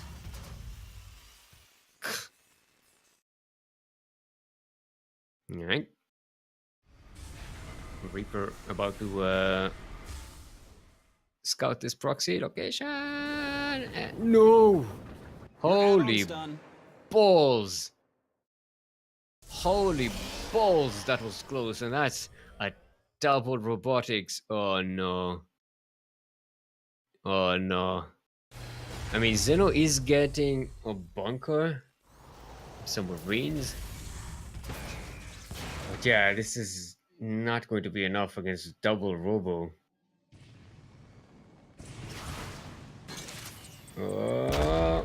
Okay, the Reaper does get to scout, so Xenoblaze confirms that there is definitely some weird stuff going on. Just don't know what or where. He's getting a tank. Oof, this is gonna be clutch. Raven Flames is getting a warp prism. A warp prism. So that could juggle the immortals pretty well. No shield batteries though. Okay, the bunker is getting repaired, but the SCVs are dying like drones on a spaceship, and but they managed to survive. Whew. Here comes the warp prism though. Want to fly into the main. Trying to do some damage there. That one immortal is pretty low in health. It might go down. Okay, second immortal gets his shield triggered. SCVs are being pulled. Raven Flames is gonna juggle this. There's 2 more immortals behind this, by the way. Ooh, Xenoblaze is not moving. Missing an opportunity. Could have taken that immortal, probably. Now there's a Viking though. This warp prism can't just hang around here and do what it likes. Two immortals already. That warp prism was very close to dying. Okay, it is dying. It is dead. Viking lands. All 4 immortals are still alive. That one immortal has 2 health points. Look at them dancing. We're immortal. We're immortal. Okay, Xenoblaze is repairing a little bit, but it's still very low in army supply. Doesn't have a lot to defend, even without the warp prism. Keep enough of these immortals alive. Look at that.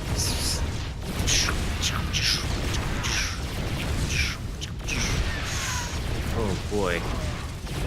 There's so much damage! There's so much damage! Holy crap. Oh boy. Yeah, it looks like Xenoblaze has been Protossed. There we go. That was a quality proxy right there. Raven Flames evening up the score. That's some quality cheese right there. I love it.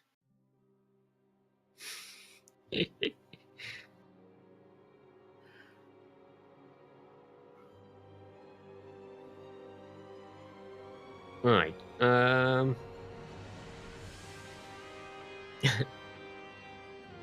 New Repugnancy is going to be our next map. Yep. Got ourselves an ace match right here. In the meantime, Quirky winning 1-0 versus Tsuneo, and he's going to be our first lower bracket finalist. So whichever player loses this series right here will go up against Quirky in a best of 3 lower bracket finals. No, we're not ready. Players are not in position. There we go. Ready. Bloop. Boop. Boop. Boop. Boop. Quirky is saying brain busts are fun in best of ones. Yep. Like I said, the lower bracket is not the chill bracket. The upper bracket is the chill bracket. Unless you count this one, jeez. We saw it just now. Which Xenoblade was very close to scouting, by the way.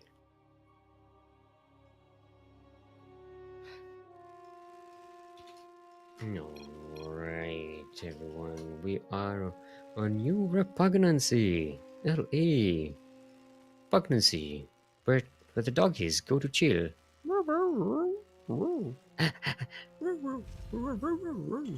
Yep. Now, LE, in case you do not know, stand for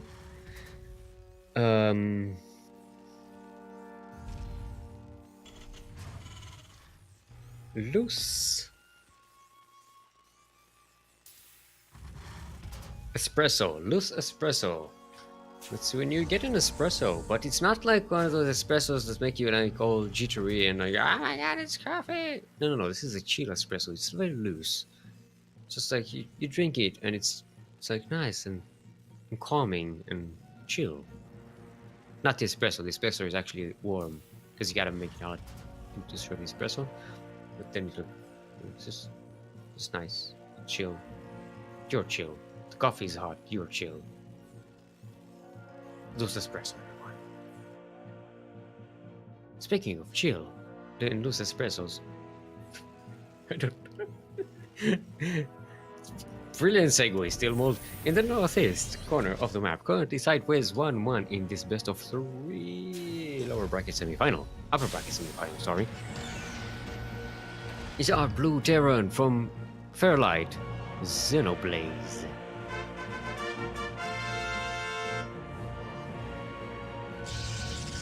And in the southwest, also currently sideways 1-1 in this best of 3 upper bracket semi-final. Representing QTP Tutti, our green porter sees Raven Flames. Nemesis is rooting for Raven or Quirky to win. What did Xenoblaze do to you then? Oh, right, he did win. Yeah, 2-0. No, sorry. Sorry.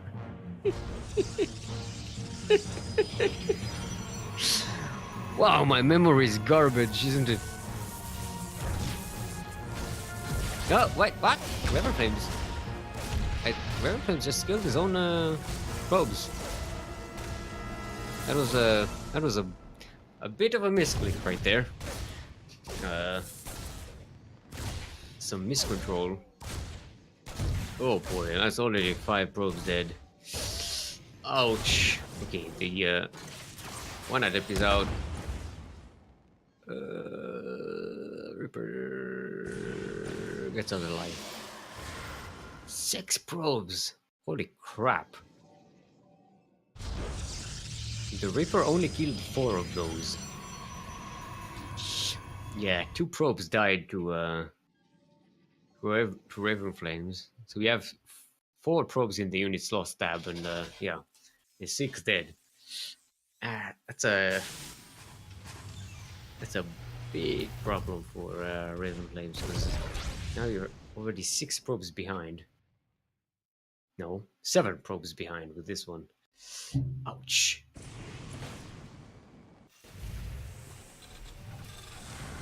Nine. Xenoblaze is getting a safety bunker and safety tanks. And safety everything at home. That was, yeah. Typical 1-1-1. This time, no, not going for these cyclones. yeah, just tanks. I like how Xenoblade is changing it up constantly. Like, none of these builds are exactly the same. There's always something a little different. So it's pretty good. So no proxies this time in this game. Let's see if Raven Flames can take Xenoblade face to face in a little more macro game. Raises the Reaper just in time, baits the adept there, and the adept's gone. You're gone. Reaper comes in again. 6 kills on that Reaper. Holy crap. I mean, Raven Flames is compensating pretty well by producing actually more workers than Xenoblade. But Xenoblade is about to march out with his army,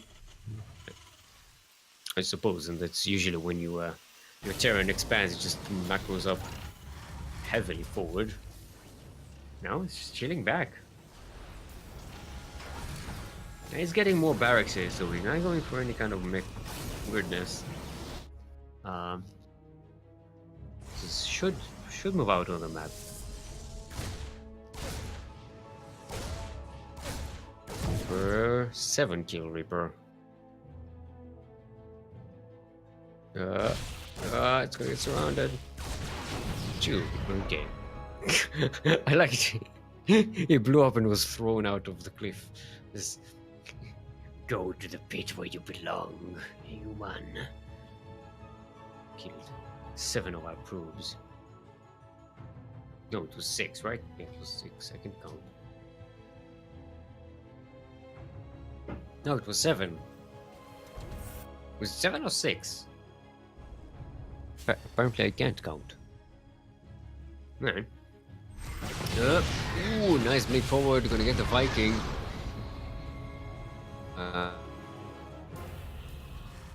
Maybe should have concentrated on the Raven? Question mark. I wonder which one you should prefer. Because Raven Flames doesn't have any. If you had a Warp Prism here, I say yeah, go for the Viking. I think the Raven would have been a nicer target there. At least would have been able to keep the observers out there, which are going to be needed to blink up the cliff, like so. Okay, I was camping the Terran production. Terran armies is so much bigger. It's gonna try and deny Steam. It gets denied. Okay, that's a great move by Raven Flames, but yeah, still way behind in army supply. Xenoblade is just afraid to move out. I mean, Xenoblade should really be moving out. There we go. There it is. The boys are being pulled. The boys are in town. Oh, but he gets distracted. Oh boy. Raven Flames is buying a lot of time with his Blink Stalkers, and they actually see the workers coming in, so Raven Flames knows what he's up against. Terran army isn't barreling full speed ahead.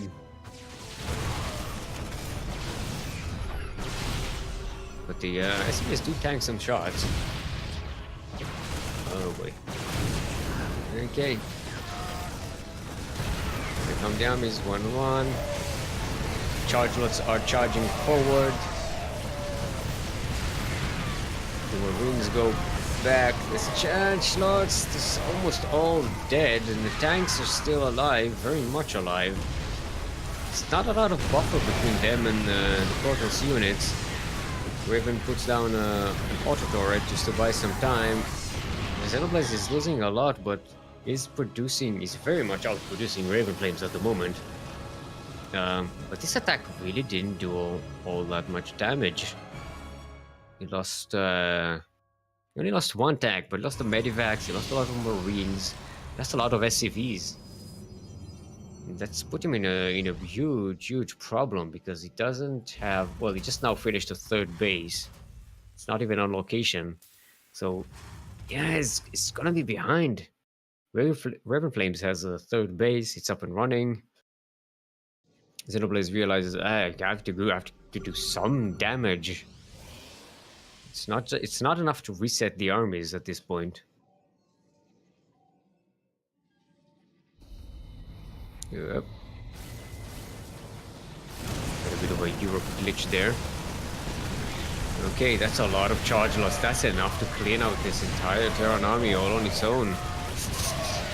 Oh no. Look at that. Charge lots. Pretty damn good unit. Who knew?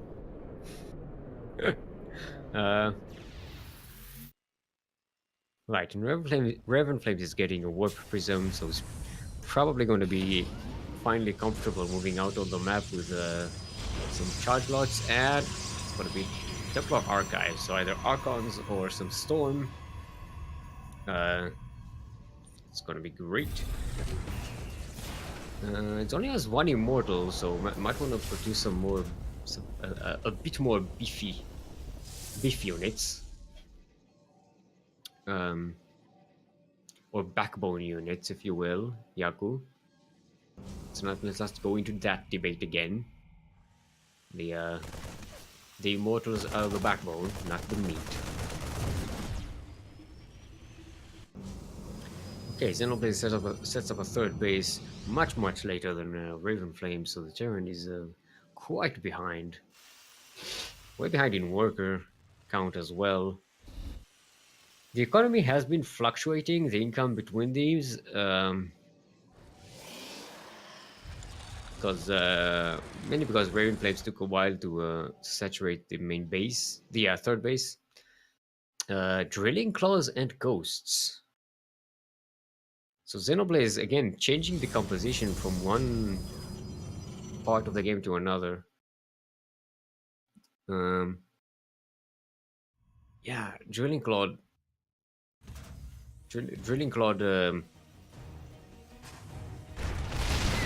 Widow Mines, that's the name of the fucking unit. Drilling Cloud Widow Mines are pretty damn strong and difficult to deal with for Protoss. It's a really great job. Look at them charge lots. Just make the bunker disappear. Ooh, anti-armor missile caches a huge chunk of that army. But the Zealots get to the mineral line. They're getting somewhat evened out on workers. This drop is finally cleaned up. The natural base for Raven Flames hasn't been mining in it for a while now. Be careful! Bam! Another anti-armor missile. Oh, but the storms! Danny boy. The storms are coming. Recommend gets lifted. There's enough anti-air here to maybe do some damage. Definitely not enough. But the SCVs are dead. 16 of them. And now Raven Flames is up 62 workers to Xenoblaze's 33. This is a fresh fourth base. Well, Xenoblaze loses the natural, including all of these supply depots. The Widow Mines are starting to come into play, but they're a little too little, a little too late.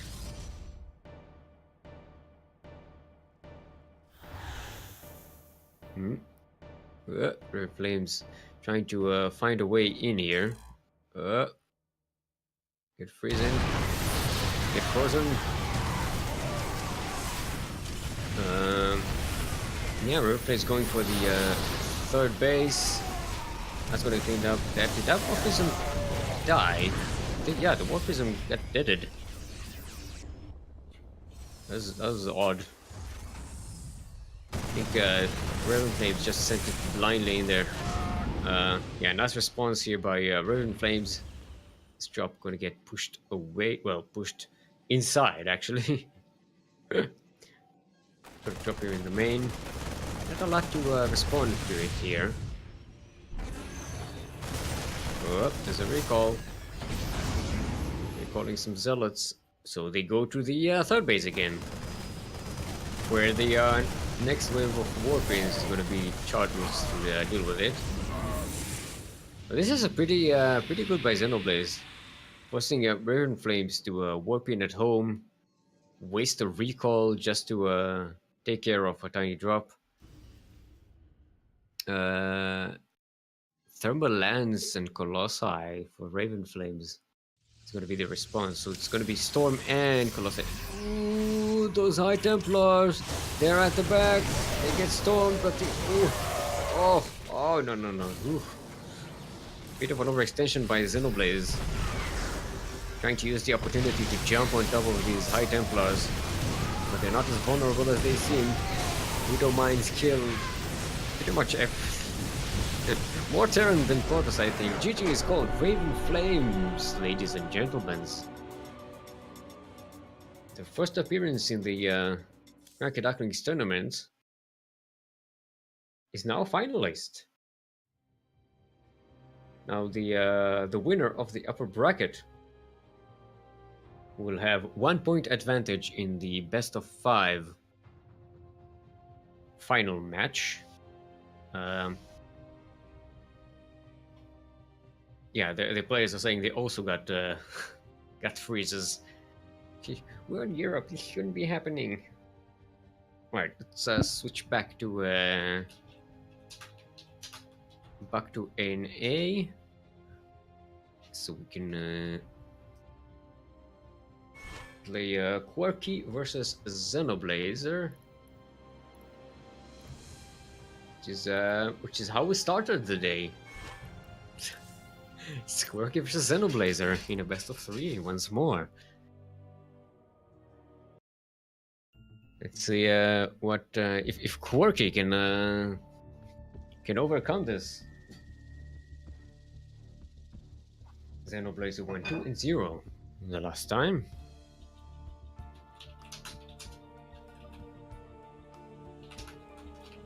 So inform them that you're playing.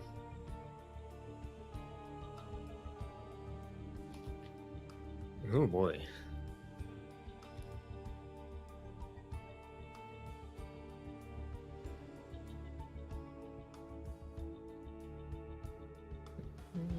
Remember to hydrate your hydras, kids. It will help you keep chill. Keep yourself chill with water. Hydrate. Hydrate your hydras.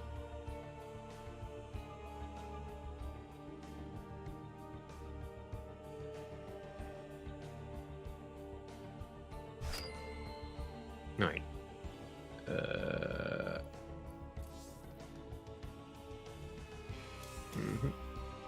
Yes, you're being casted.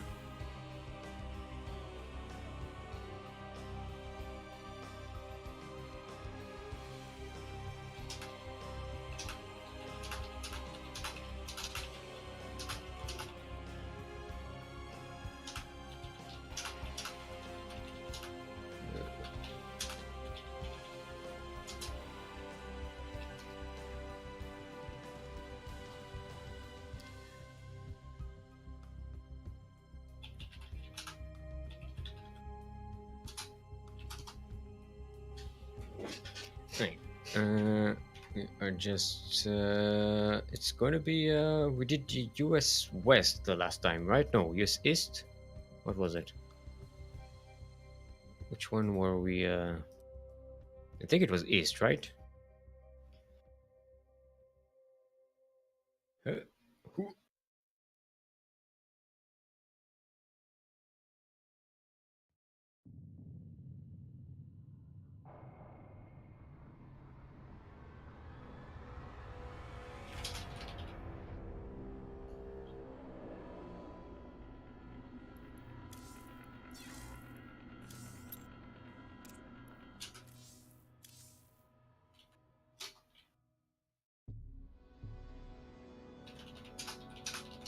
Alright.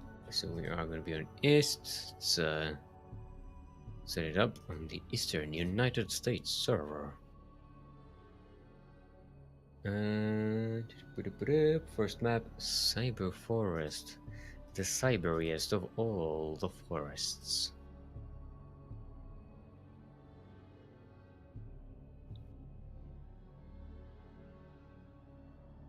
Good. There we go. We have a lobby. Let's invite the players. Let's invite our super streamer slash admin slash manager slash observer group. Hero of the wasteland and savior of sports. It is group. The chillest of all the chill admins. If you enjoy your spectating experience here today with the observations, you can thank Kuro for that, otherwise known as the 16th Squad Sanseki, which is very easy to say.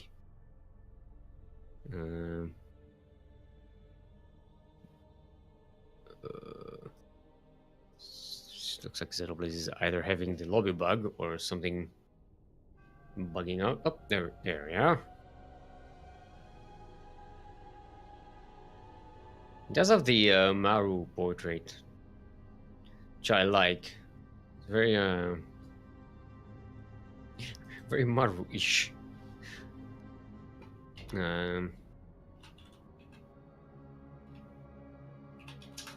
Right, everyone's ready. They are back.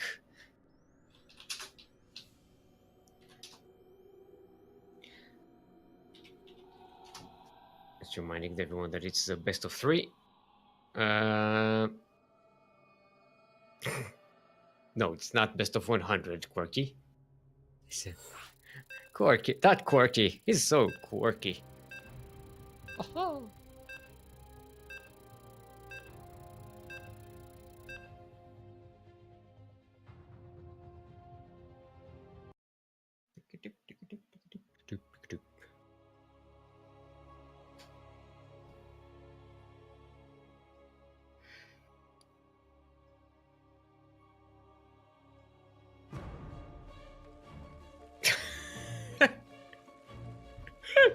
Just as I enter the game, there's a bird going, ah!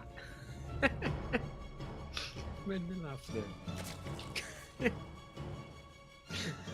Alright, everyone. Welcome to Chill in Cyber Forest LE. The chillest of all the Cyber Forests LE. No, ah! Now, LE, in case you did not know, stands for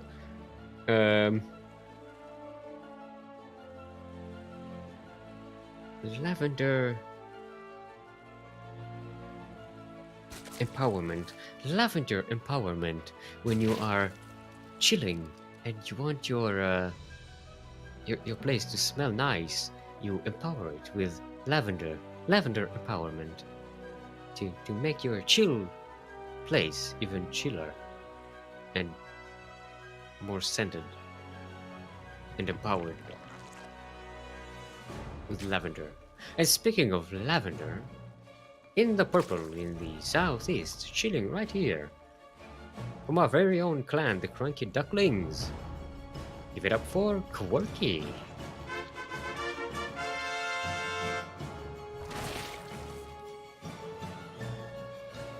And in the northwest, already won this match, 2-0. It's gonna have to do it again though. For presenting Fairlight is our red Terran, Xenoblaze.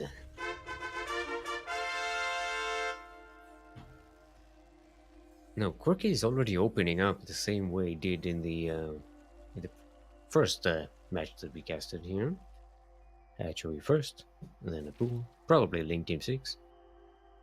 So it's not changing the strategy. It's probably gonna go for a later Bane bust. So not the fastest Bane bust, but a bit of a later one. Xander plays with a nice chill Ripper expand. We're gonna come in, see how it's at. See, everything is pretty normal. Might even get a drone. Oh, nice save on that drone. Ah! That Reaper was very close to being dead. I like the SCV, they're just delaying a third hatchery as well. Preventing Quirky from getting a quick third. No, who's getting 10 Zerglings and a Bane Nest? He's actually going for a pretty quick Bane bust. He's not wasting a lot of time here. Not sure that was his plan initially, but I don't know. We'll see.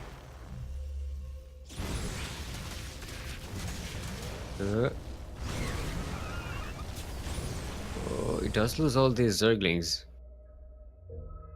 which is a bit of a shame because you can, you know, turn those into Banelings and still have those 4 Zerglings alive. The city's still chilling there. Ooh, the Widow, the Widow and the Hellions, they don't get surrounded. Good response by Xenoblaze.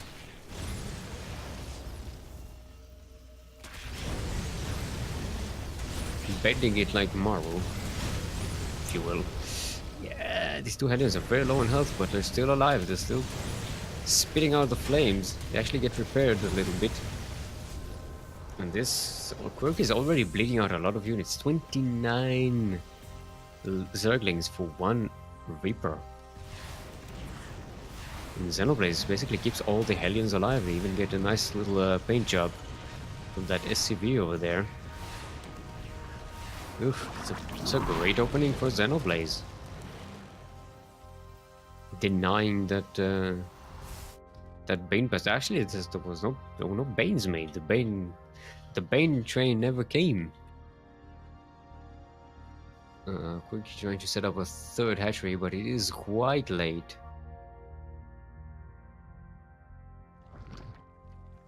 Not exactly when you want it to be. Battle? Wait, what? Xenoblaze is getting the stupid unit, but it's actually not very stupid at this point in the game. If you can get it this fast. Against a Zerg who's already slightly behind and lost a lot of units, and has a late third base. This is one of the few situations where battle cruisers is a great unit to have. It's gonna have to make sure it comes out of it alive, though. It's not what you want to lose. Quirky only has, well, actually has 4 queens. If Xenoblaze controls this perfectly, it should be keeping that battle cruiser alive for a long time. There goes that queen. Quirky is getting spores at home, just blindly. Xenoblaze procs that battle cruiser here. Oh no, it's already taking a lot of damage. Okay, now it's targeting the spore. That's a bit of a waste of DPS, I think, because Quirky has enough queens to actually push that battle cruiser away. But this map has enough space at the back for the battle cruiser to hide. Another battle cruiser is about to be finished. Got 30 more seconds or so. Yamato is being made as well. Research, that is.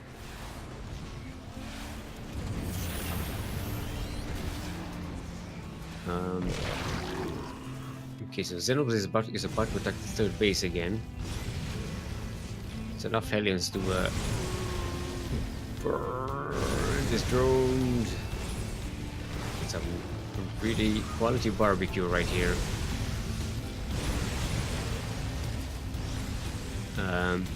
Second battle cruiser is finished. Third one already being made. So now we are going to have 2 battle cruisers here. There are 2 spores on location, but one is about to go down. Some more drone damage, and again an attack on the third base while this is happening. This time it's Hellbats will take down the hatchery. The queens are mostly here, so they're not at home to defend against the battle cruisers. And now there's two of them. There we go. Xenoblaze will take game number 1. Making the battle cruiser work. We're seeing everything from Xenoblaze today. That's a great display of stuff.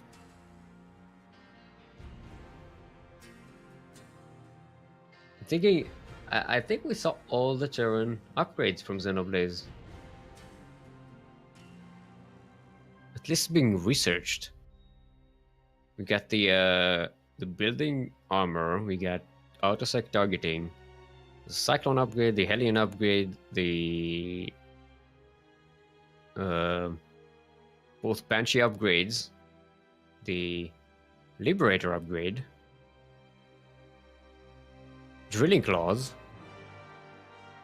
Did we see Cloak, Ghost Cloak? I don't think we saw Ghost Cloak today.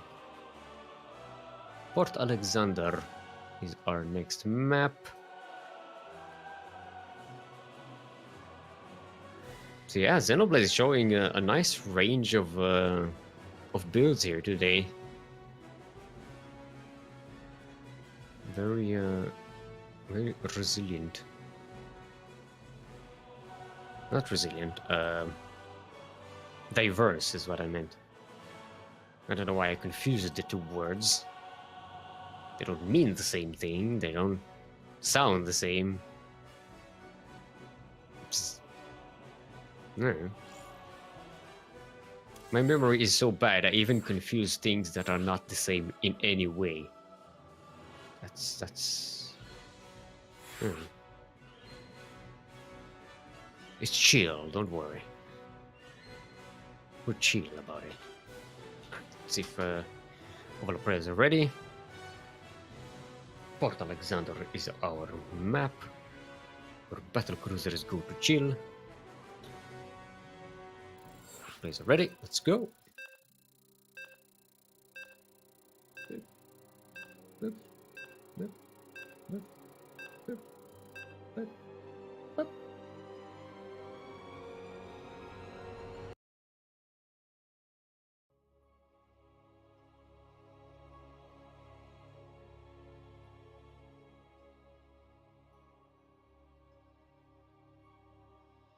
Alright, everyone.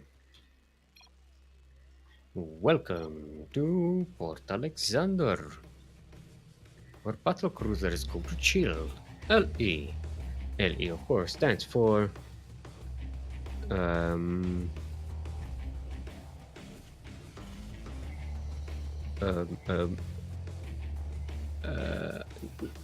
laid back emperor. Laid back emperor. That's Zaku Zaku, the chill emperor. It's all chill and all. Like Tylenol.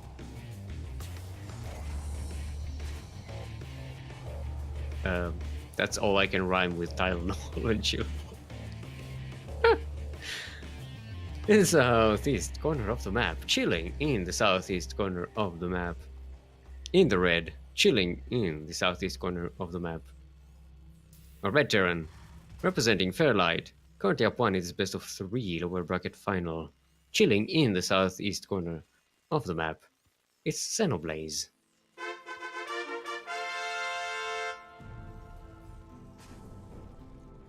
And in the northwest corner of the map, chilling in the northwest corner of the map, in the purple, representing the CranKy Ducklings, chilling in the northwest corner of the map, it is Quirky.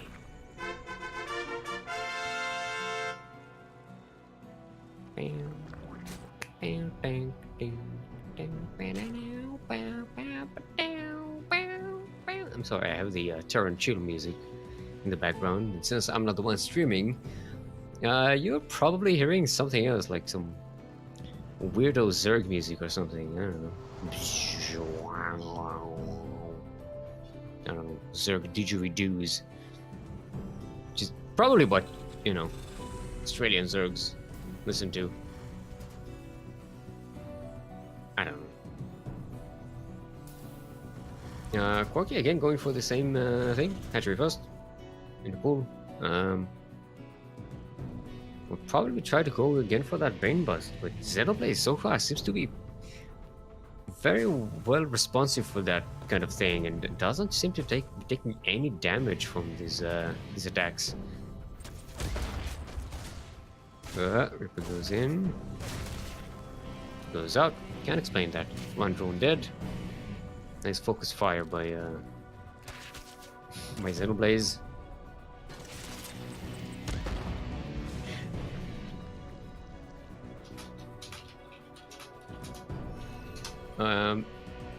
Yeah, Reaper still alive. Let's see if the Zerglings more. Oh, actually gets surrounded. Okay. This SCP needs to get out of here. Yeah, like, the Union does not pay me enough to do this. Up against 5 Zerglings. Ooh, roaches.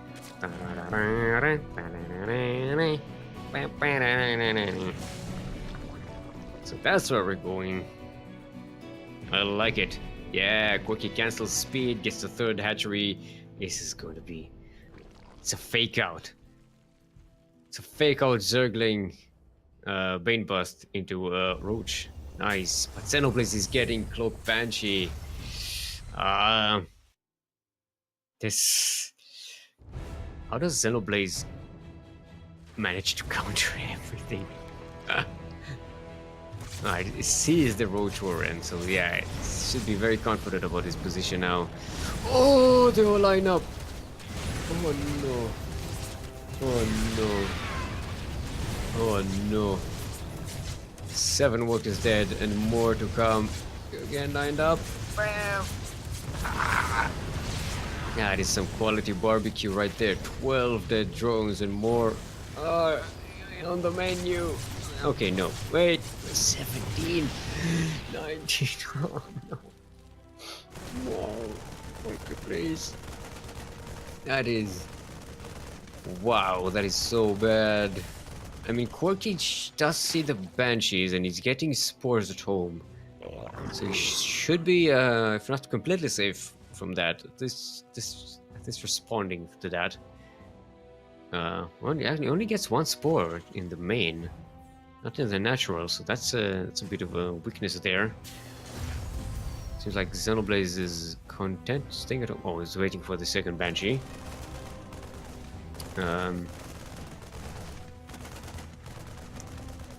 I thought for a second the Marines were shooting the Banshee, and I was like, yeah, no, that's not correct.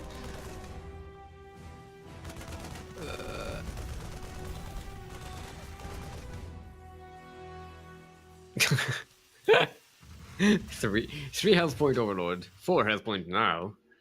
That should live for an extra second. Ooh, we got Hyperflight rotors again. Xenoblade is giving us a nice look into all the upgrades. Oh, we didn't see smart servos. We didn't get smart servos and or Ghost Cloak.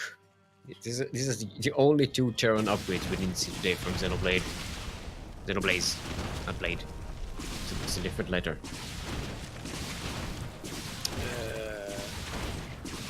Okay, Mr. Cloak Banshees. They might get the Braniness? No, this is Xen of Detection. Right. Maybe doesn't want to get that. Oh, he's waiting for the Marines and the tank to arrive. Spore is now in position. Tanks! Marines! What are you doing? Get over here.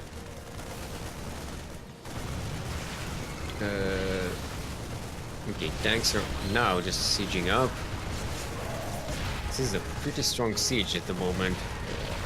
Okay, he's pulling up the drones. Another Banshee comes in with some extra firepower, and that should be it. Quirky is running out of everything. Gonna get a few more Zerglings, try to run up the tanks, and this is just getting killed by the Marines. Yeah, the road switch just did not happen, and Xenoblaze with another 2-0 right here. Oh boy, gonna go up against Raven Flames once more. So, Raven Flames won the previous match, the best of 3, 2-1, and now we're going to have a best of 5 with 1 point advantage to Raven Flames. Xenoblazer, we're going to have to claw his way up that scoreboard. Do we have a new duct tape to show everyone? We should probably take a break anyway. This is a pretty short tournament so far. A chill short tournament. So yeah, we have a new, brand new duct tape made by our very own Kuro for you to enjoy. So yeah, so we'll take a 5-minute break before the finals. You could just chill right there, and we'll be back in 5 minutes. So just chill. Don't go anywhere. Just chill. Chill. Just chill.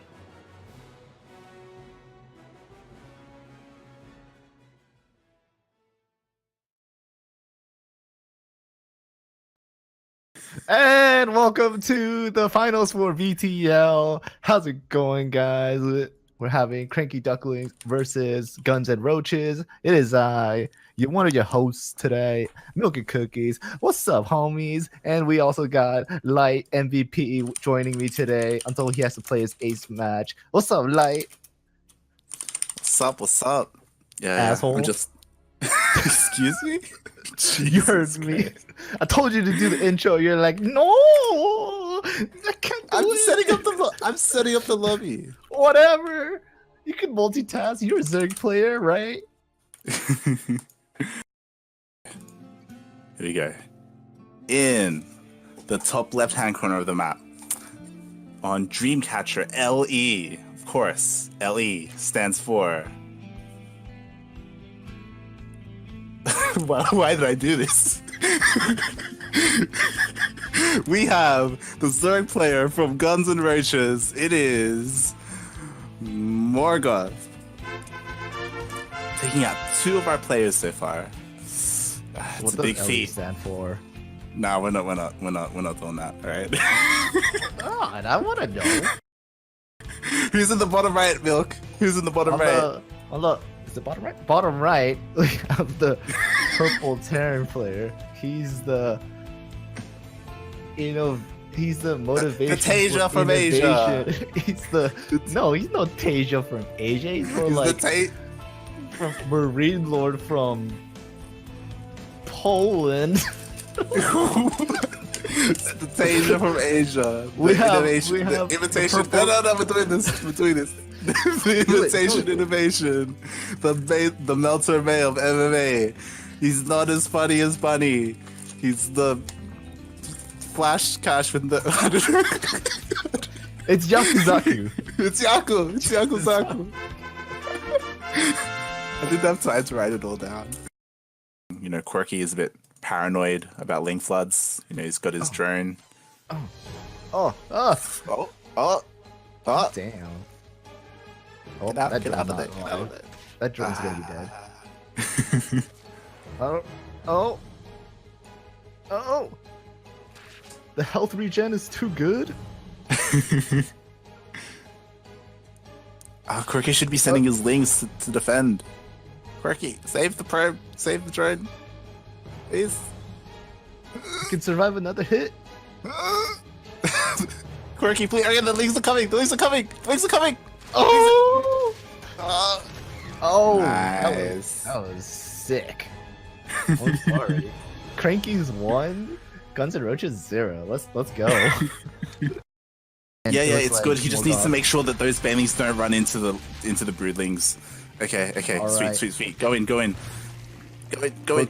He's a little scared because he sees the banelings. He doesn't know when they've been hatched. Oh, the control. Who's got the better control is the question. There's 2 spines up. Oh, the banelings got detonated on other there's more banelings. Oh my god!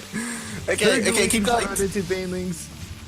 I like how you're yelling at Quirky to tell him to keep going.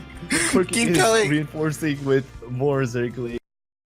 Just in case. That wall has a hole, actually. Oh my god, does it? I think it does. Oh, on the top, on the right, like On next. the top, I think yeah. Yeah, I think that is. I think that is. hole. Yeah. Oh god, and the lings are coming across the map. Oh my god, and there's no wall. The wall might not be a wall. It could be a wall. I'm not sure. Oh, it looks like he's trying to go for a third, but the third isn't there. It's not a wall. Oh my god. Oh He my doesn't even notice that it's not a wall. He hasn't flooded his lings and he's fighting. He hasn't flooded his. Okay, this is best case scenario. He's coming in. The repair is late, but he holds. But it's fine. It's all good. Yeah. If he notices that it's a hole, then I'm fucked, pretty much. Yeah. Yeah. So there he goes, plugging that thing up. Yeah. Yaku knows immediately. Oh. Still not a Yaku. Oh no. Oh. Marine's just dying to lings. I mean, he did waste a few banelings. That wall is not a wall. That it is Okay. not. Some Morgoth coming across the map again. So nervous. There's a lot of people in this room. I don't know why. Yeah. Let's hope it doesn't affect latency. Do you remember the hotkey to like see the people's camera? No. No.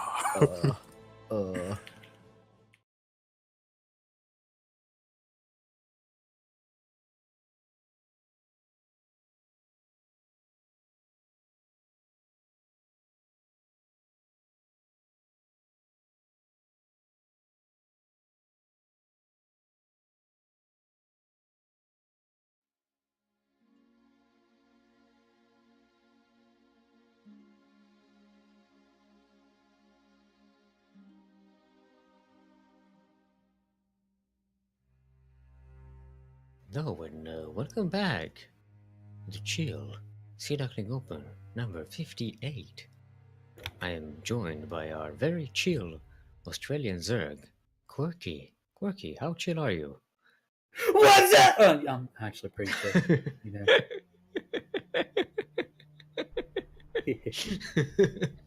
But yes, very chill. Very chill. It's very chill. All right, so we've switched to the European Union place thing. We're setting up the final match. It's going to be let's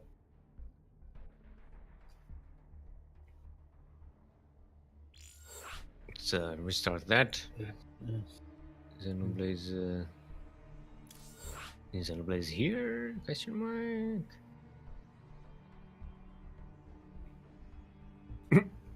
So it's going to be Raven Flames versus Xenoblaze. This is going to be a best of 5 with 1 point advantage for Raven Flames, or Protoss, who already won 2-1 against Xenoblaze. So we might have a brand new Royal Roader here today in Raven Flames. Or it's going to be Xenoblaze's first time as a champion. What are we electing? Oh, there we go. Champion either way. There we go. All right, it's me versus you. Let's go. No, Nobody okay. wants to see that. It's going to be very unentertaining. Okay. So Zeno is asking for another minute to finish eating. Just fine. So, he deserves a bit of a break. He's been speedrunning here through this tournament. Welcome to SDO done quick. Yeah, we 2019. casted all of his games here today so far. Somehow. Only be going for 2.5 hours, but Yep. Um, still sad that I didn't beat Face Nem. We were gonna have a random versus random. Oh, was that the plan? Yeah. If you face them, it would be random versus random. R and R, huh? Yeah. Huh? R and R, which we're That's doing with chill. this car. Yeah. Yeah. Some rest and relaxation. Rest and relaxation, or rest and repugnancy, or Heyo. wait.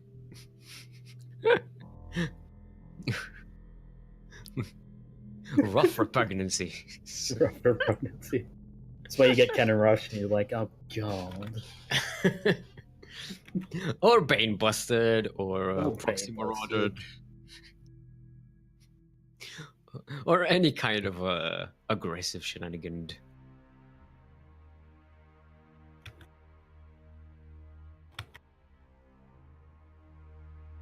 So how did you feel about your matches here against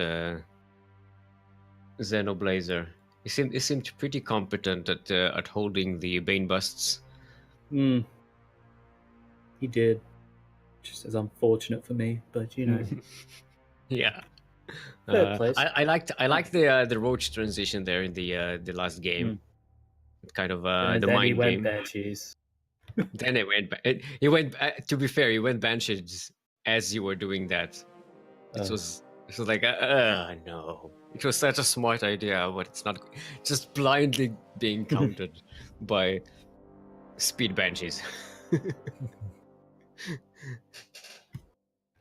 Yeah, it seems I was commenting on that, but we saw almost every Terran upgrade from Xenoblazer today, Jesus. including building armor, autosec targeting.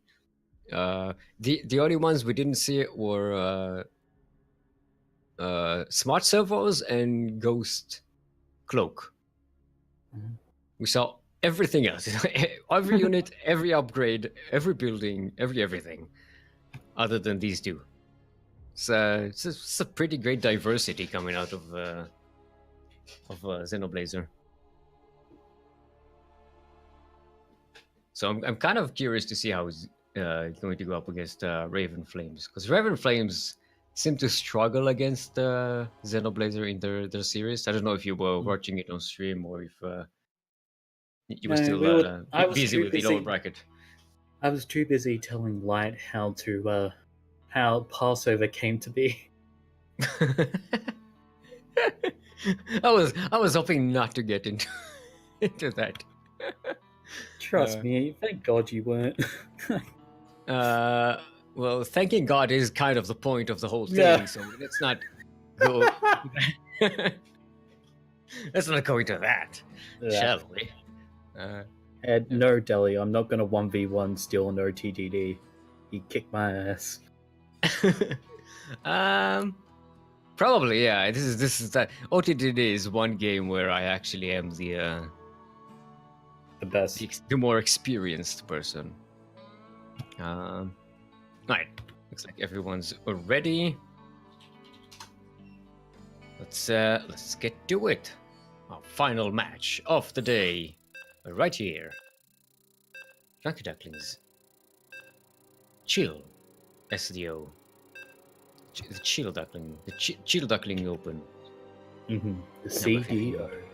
CDO. CDO. It's like HBO, but without the sex. And murder.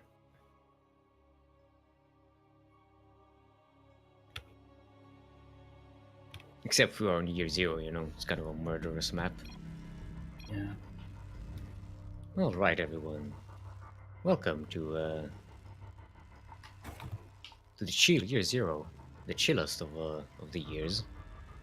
So chill, it's not even like numbered 0. It's not even in the race. It's just kicking back, chilling back, relaxing. And we're maxing all cool while shooting some people outside the school. I was letting you finish that up. Yeah. I was letting you go all the way. You weren't up for it. I was yes ending you. Yeah, so in the northeast corner of year 0, the chillest of all the year 0s. Red Terran representing Fairlight. Chilling right here in the northeast corner of the map. Xenoblaze.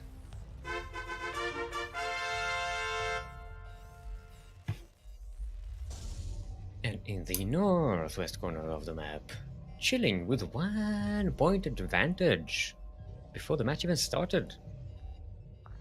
Our green Protoss, representing Cutie P2T. It's Raven Flames.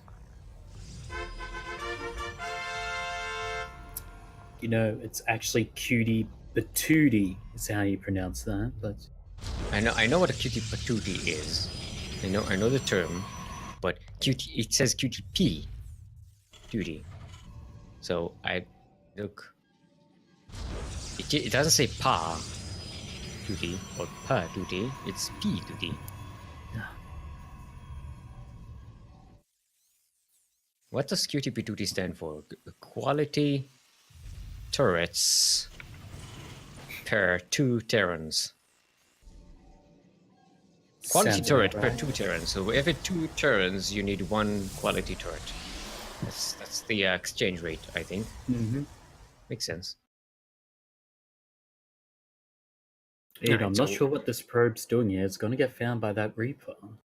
Raven Flames did do a very nice Proxy double 2 robot robot. proxy. Yeah, so cool. No, any proxy is going to be denied it here by the Reaper.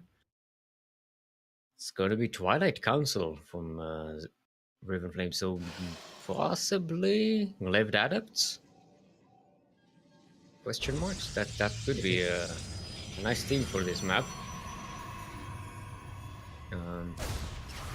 See what it goes from there. Reaper is going to go up the ramp and see everything. Is it? Is it seeing everything? No, it's actually, it's not seeing the Twilight Council. Nope, No. did not scout that. It's getting a star. Oh, it's gonna be Blink.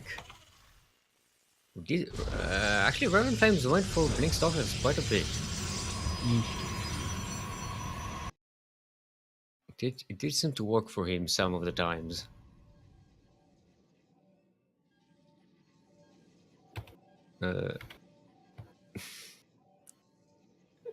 Stalker dancing.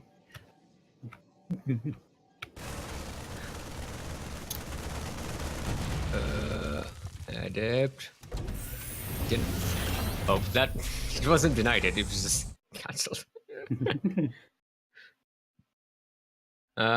Ooh, Liberator from Xenoblaze. Nice, I like it. It seems to work pretty well against Raven Flames in their games. Those Liberator positions behind the main base.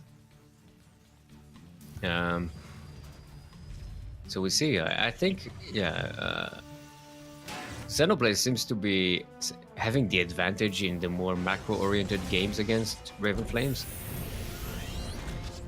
Raven Flames seems to get the don't scare me like that, Amon. Sneaking up on people. Raven Flame seems to have the trouble dealing with Xenoblaze's mid game. But is that Liberator did absolutely nothing? It's like, But being well defended is cold. I'm going to kill everything right here in this corner. Okay, there's nothing here. I'm going home. Okay, let's get the spotter adept. But as long as he doesn't lose the Liberator, it's pretty good. He's going for bio this time with Steam and +1. It's gonna hit a nice timing where this Bio Force is gonna be so strong. He's getting Marauders as well. Not just Marines.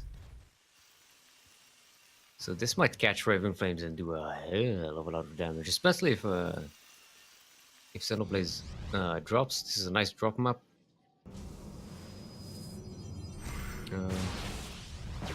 Yeah, ooh, nice. Liberator just about manages to sneak around here. I think the Stalker just blinking at her. One shot, boom! 5 gateways for Raven Flames being made. Ooh, that's charge. Oh, okay, so it's just gonna gateway unit his way to victory. This is the slugfest. Gateway units versus Marine Marauder with some tanks and no medivacs.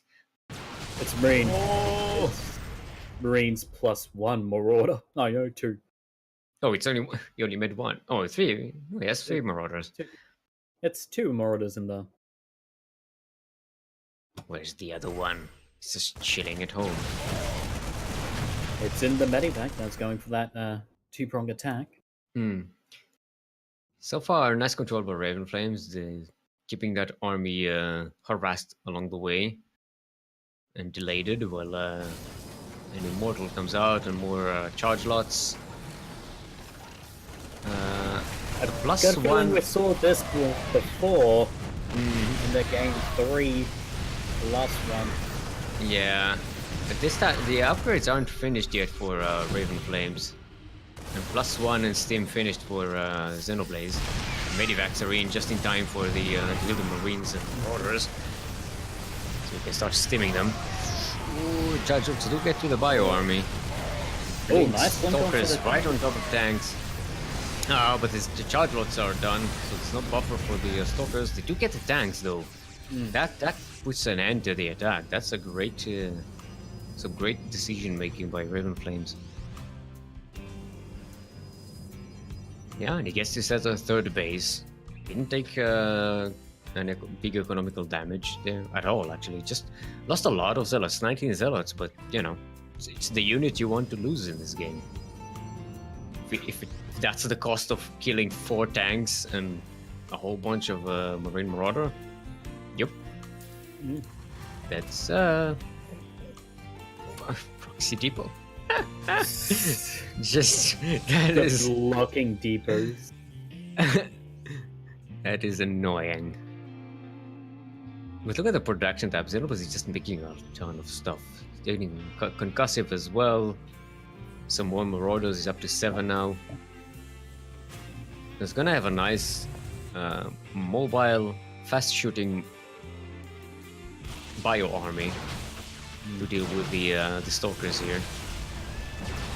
There's no... oh, I was about to say there's no splash damage for Raven Flames, but it just started a storm. Yeah, but it won't be here in time.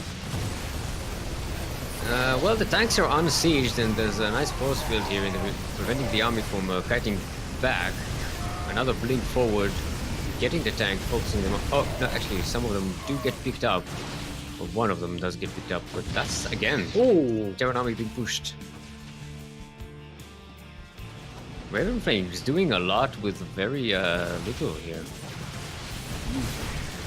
Not losing any important stuff. And Xenoblaze just now sets up a 3rd base. Raven Flames had a 3rd base for a while now. He looks primed to get his 4th as well. So it's gonna be Drilling Claws versus Storm. Storm usually beats the Bio army before you can get to the Widow Mines.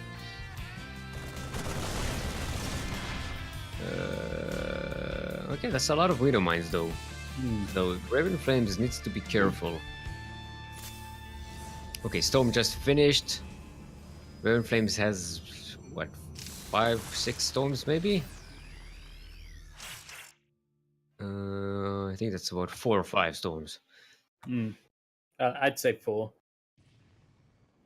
And Xenoblade is trying to bait Raven Flames into the Widow Mines. Raven Flames doesn't take the bait, sending out scout lots. Scout lots.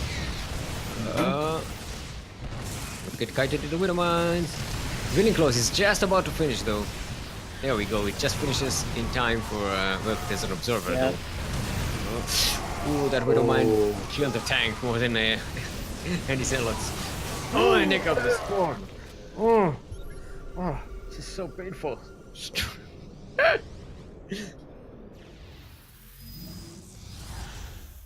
Raven Flames has such great control over these engagements. I really like it. This is gonna be Storm Drop. Oh no. Oh no.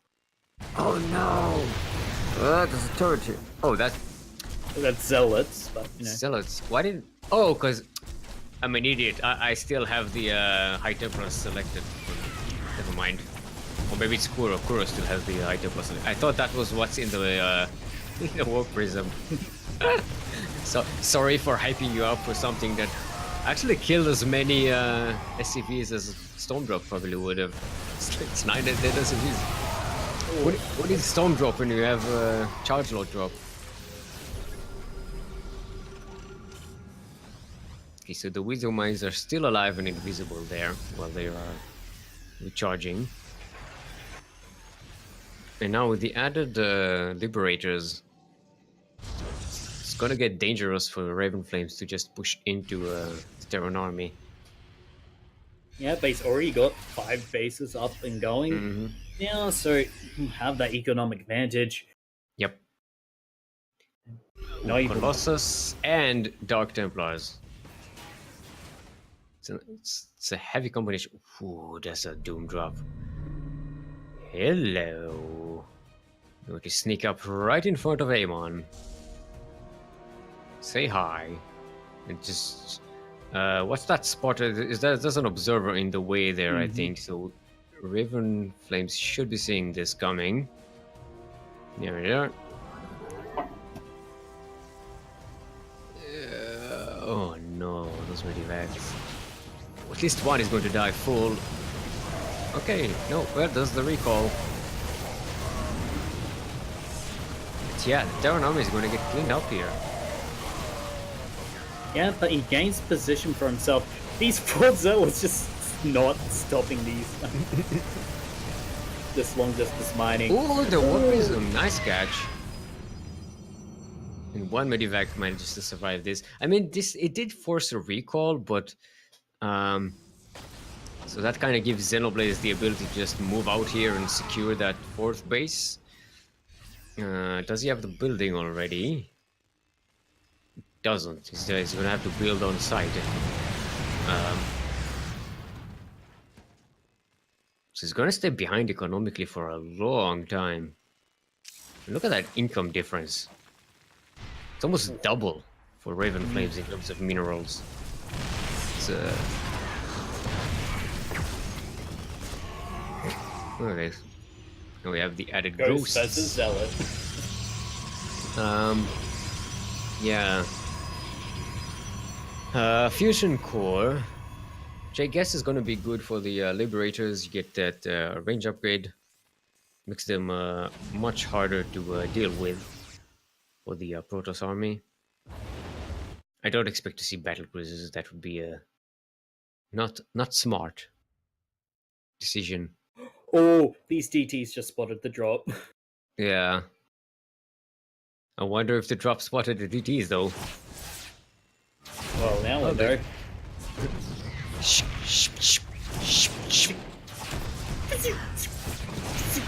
Oh no, it's gonna scan and the tanks are going to kill the SCVs. Oh, okay. No, just EMPs. Yeah. That was dangerous. That's a 6th base for Raven Flames. Denying this is not even going to be a problem. It could still get cancelled as well. Ooh, nice. Gets the warp in. And no cancel. That was a kill. But yeah, Raven Flames is still up 2 bases. Oh! Yeah. The ghosts get stormed to death. There's still another EMP here. There's no shields on this Portos army, but there's not much left to shoot them. Terran army is on the other side of the map. It's a kind of weird base trade here, where Raven Flames has a lot more bases to trade. How's the cooldown on the? There we go. The recall is on, has been uncooled down, decooled down, if you will. Yeah, and this weird base trade did not work for Blaze, for Xenoblaze. It's traded a base for for a base, and Raven Flames is still up to 3 bases now. Ouch. 3-3 is finishing for Xenoblaze, but again, the army is just not there.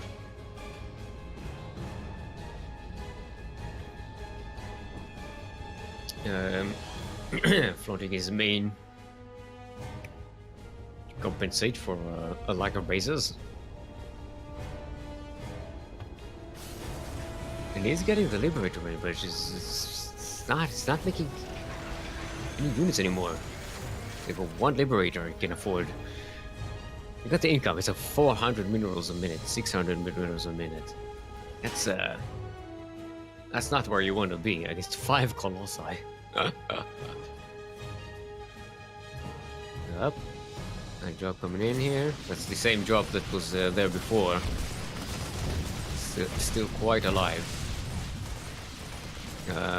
There's some TTs in Xenoblaze's 3rd base again.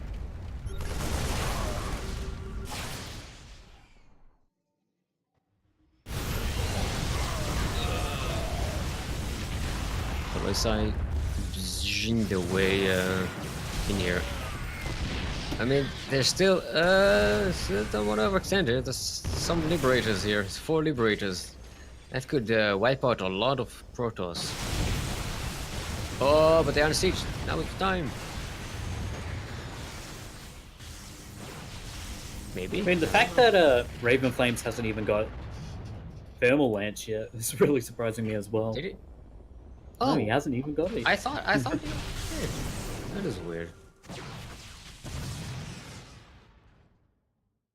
Yeah, when you get 5 Colossi, you usually get... Thermal Lance is usually the first thing you get. Okay, so there's 1 Colossus squeezed into a Warp Prism. And Raven Flames is switching to Air Protoss. We're getting more Stargates. And more Colossi, so it's gonna... it's gonna be Air Army versus Air Army Colossi. Oh! Storm drops. That may not have been the smartest of ideas. Sacrificing the Warp Prism and the High Templars. For not much. Still, I mean, Raven Flames can throw up a lot of army and just still be so far ahead. It's done. There we go. Jeez, he's gold. Raven Flames is up to N0.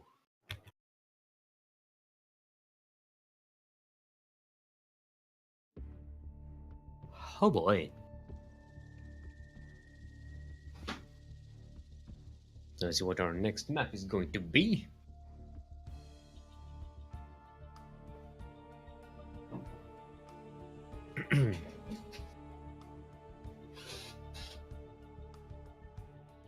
So Raven Flames is up on a match point to win this. Not undefeated. Did drop 1 map to Xenoblazer.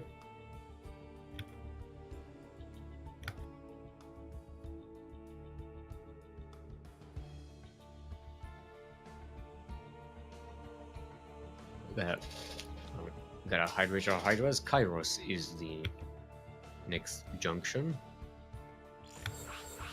The next junction.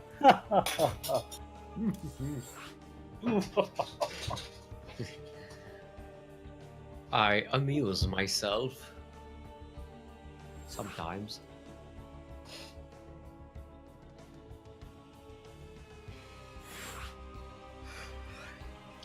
Anyways, flames. Yep. Hop. Thing. All the thing. Everything's ready. Raven Flames ready. Xenoblaze ready. Let's go.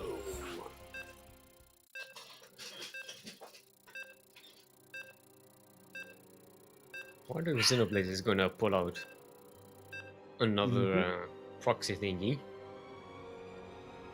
I don't think, did he proxy against Raven Flames? He proxied against Nemesis, I think. He didn't proxy against me. Yeah, he was just waiting for the Bane boss. It's just like, why do I need? This is the chill tournament. I just need to chill back and wait. Alrighty. Speaking of chill, welcome to Kairos Junction, where people go to chill. Just got to chill. He Speaking of fake chill. proxied Raven. Chilling in the northwest corner of the map. Representing Fairlight. Has to claw back 3 consecutive wins to win this tournament. Our veteran is Xenoblaze.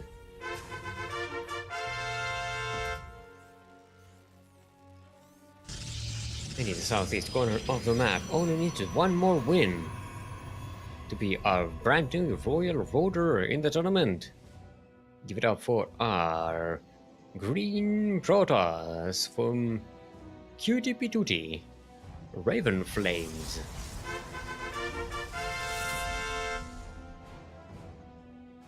Yeah, it did fake proxy, which is exactly what he's doing again. He's fake proxying Raven Flames. I'm wondering if Raven Flames is going to respond as aggressively as he did before, with, you know, getting a couple of zealots out and just doesn't look at. Look at it. Let's look at it. Looks like he's Going to miss the proxy, maybe. it's very close. He's very close to finding it, and missed it. Nice. 1 couple of pixels off. But he's not reacting as strong as he did before. He does get the zealot out.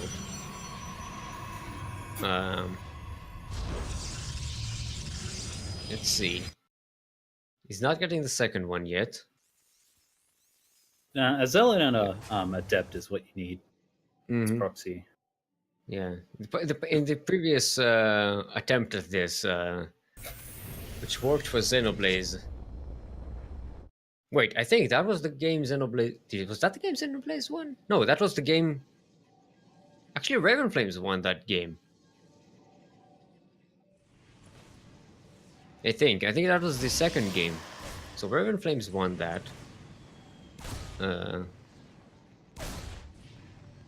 Even though we responded pretty heavily. That zealot is just standing there, just like, hey, look, I got nothing. It's a Reaper. What do you want me to do? I just chill here and play with my Wolverine claws.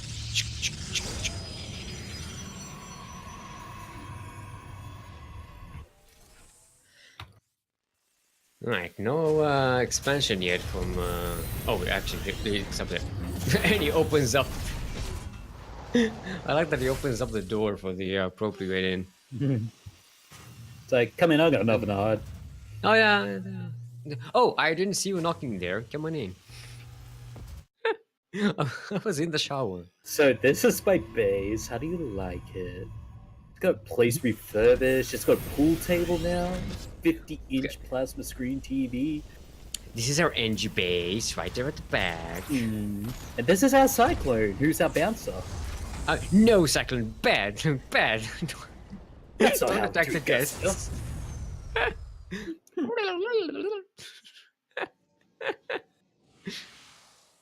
That was my attempt at imitating a Cyclone robotic voice. I don't think they're robots. They're a vehicle. Yeah, they have that robot voice thingy. Right? Cyclone, ready to battle.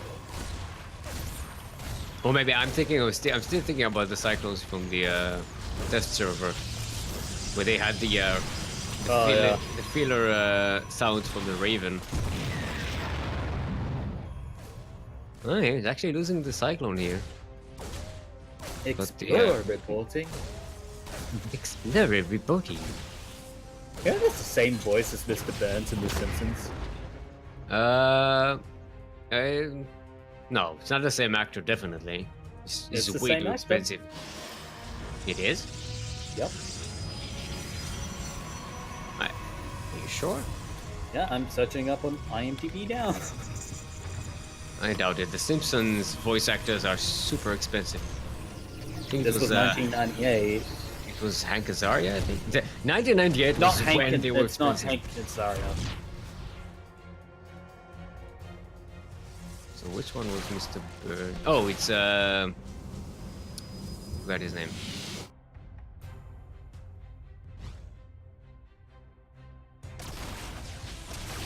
I don't remember.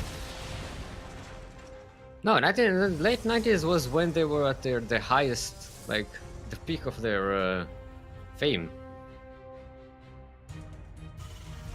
That was when they were able to unionize and squeeze out a ton of money for their appearing on the show.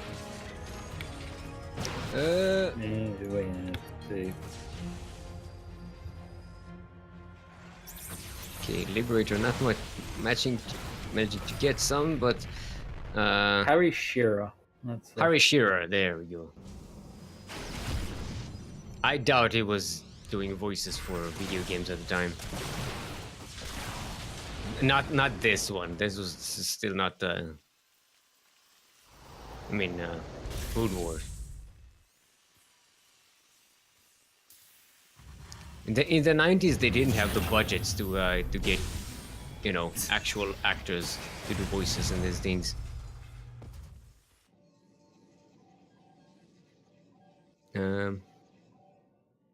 You prove me wrong. Hmm? You prove me wrong.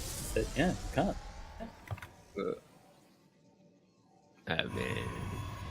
This is the chill cast. We're not out to get anyone.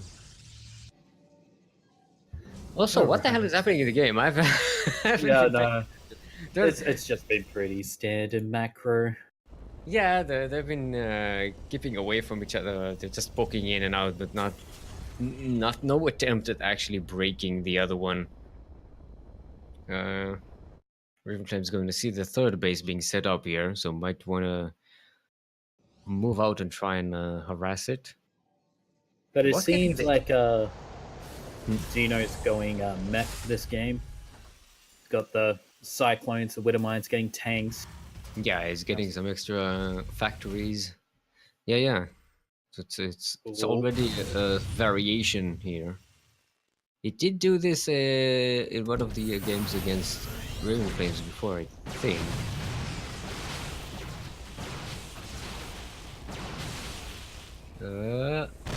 That orbital. Ooh, there's the blade up. Oh, That might be an overextension though, because Xenoblade does have some tanks up here and the Cyclones.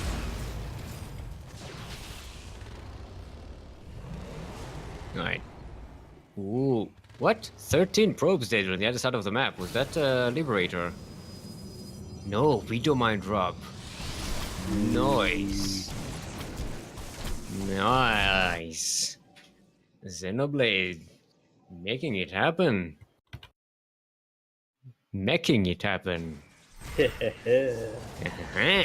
Pistol fingers all around. Mechanical pistol fingers. Because it's mech, get it? Not man with gun. Ha! It's pistol, Mechanic. it's pistols because it's mech. Pistol fingers as Pistol fingers is bio. This is so stupid. So you see Robotics Bay coming up for Raven Flames again, so probably Colossus with Thermal Lines, or maybe we can see some... No, wait, you don't go with disruptors against mech, right? It's I mean, silly. you can. You just need a lot of them. Also, Colossus against mech is not exactly the I mean, once you get greatest approach. Thermal Lance, it should be good. Mm-hmm. Especially if you have a buffer. Well, yeah, and in that kind of composition, the buffer is pretty cheap. Get charge lots, and that's a great buffer. No, it's actually going to be Immortals. Look how these two. Oh, these aren't gonna have a good time. Oh, it is going to be Disruptors. Look at that. Ooh. Oh, with the Cyclones coming in as well. Yep. Oh. Yeah. 11 more probes. That's up to 30 probes dead in this game. Xenoblade is just exactly what you should do against the Protoss. Do not give them an inch of breath. Keep harassing, keep doing economical damage, and they just won't be able to give up. Especially when you go mech, you have to keep them behind until you get your big bad beefy army. I love it. Big bag, beefy army. Say that, but CNC was full of major actors. James Earl Jones, for example. Yes, but they didn't do them for voice actors just for that was an anomaly. The FMV thing was the only place where you actually saw actors. I mean, you also saw them in in the Wing Commander series. Yeah. You had all this FMV stuff with Mark Hamill and stuff. So you did see actors in there, but for voices, you usually took some. For the most part, they just took people from the offices. It was like, hey, you have a voice. Let's record you. That's why a lot of like 90s games sound like they're just some dude in an office talking to a microphone. That's what it is. Oh, this is gonna be some bad juju right here. Oh no, they're all bunched up. No. Hashtag cries in Protoss.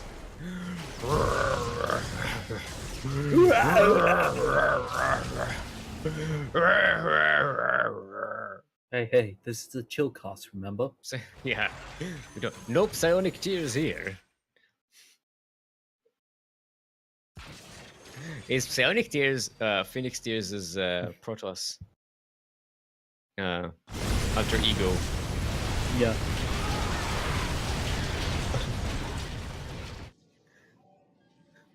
Actually, Phoenix Tears is the Protoss alter ego. That joke was stupid. I didn't think it through. Yeah. No, it's his ghost clone. Yeah.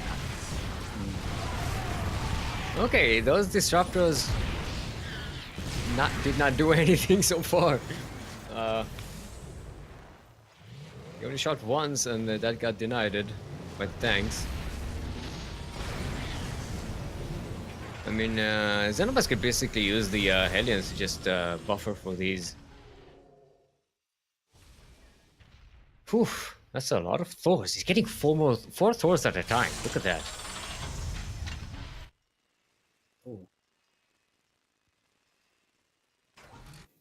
Oh.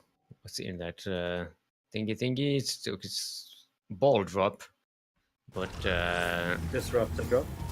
yeah, I don't know. Maybe if he sneaks it in the right position, that would work. But I don't know about that. Yep, it's actually using it in the front line here. There's enough of a wall from Xenoblade. Yeah, the Phoenix are still patrolling that corner. Another drop in the third base. 12 more probes dead. 68 probes died in this game. 7 SCVs. That's how well Xenoblade has been trading the economic damage here. Yep. kind of equal on lost resources.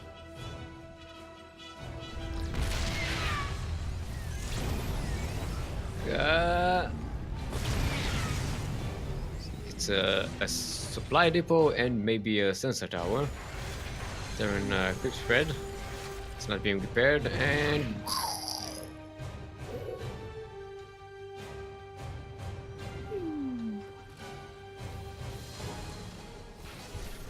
Thors are here. Thors are here. Yeah. Thors are here. I'm here. I'm here too. I'm also here. Oh, it does get a nice surround on that Protoss army. Oh, the limbs. Liberated. They're forced the Protoss army just move out of there. And that's that big Terran mech army way. Just you can't be where it is. And the like the disruptors, it's a nice thought when you can say, okay, I'll just chip away at the Terran mech army, but they just don't do enough damage.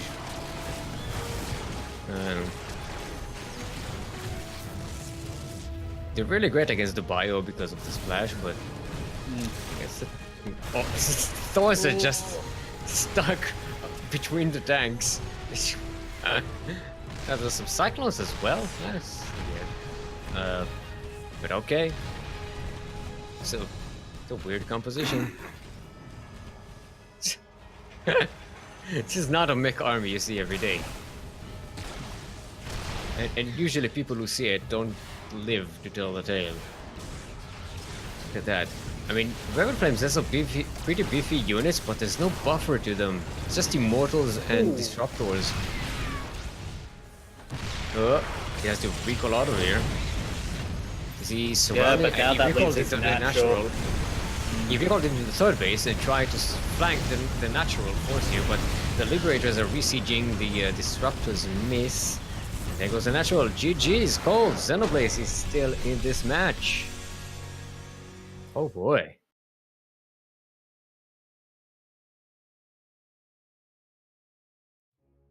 Apparently Xenoblaze did win the fake proxy game. And now he won it again. 3 more times.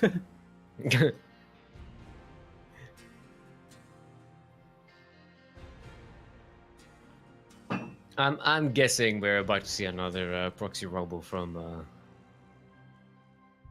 Raven Flames. Right? Maybe. It's a nice guess. Still waiting on Raven's choice of map.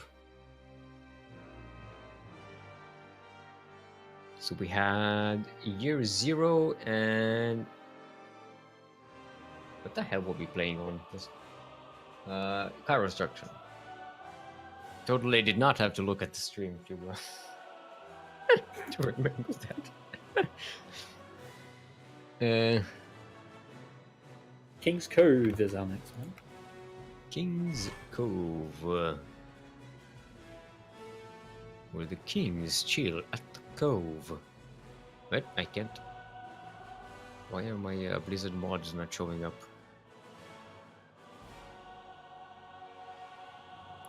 What? The extensions aren't loading. Plus, Zeno left the party. What? Did I? No, Zeno. Okay, so that's why it's weirding out on us. Okay, there we go.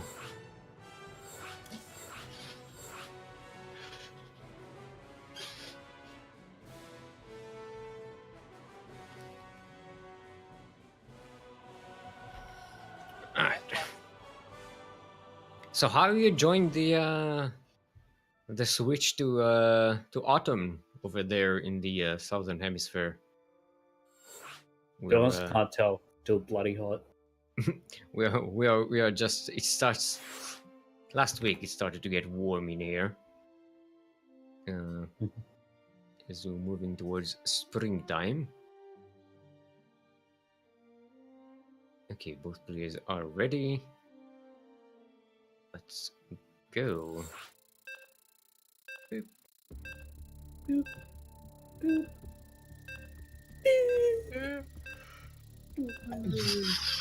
Happy New Year!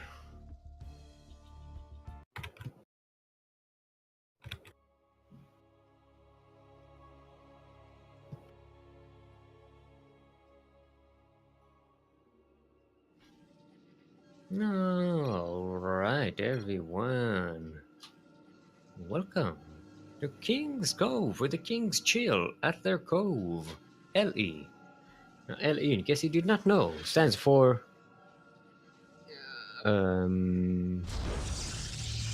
lifestyle.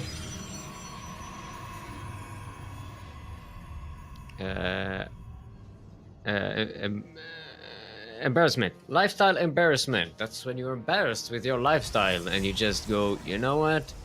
I just need to chill. Just go and chill. Because that's the theme of today. You gotta chill.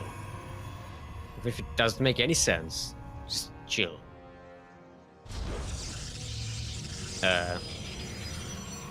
Speaking of chill, and speaking of not making sense, the segue does not.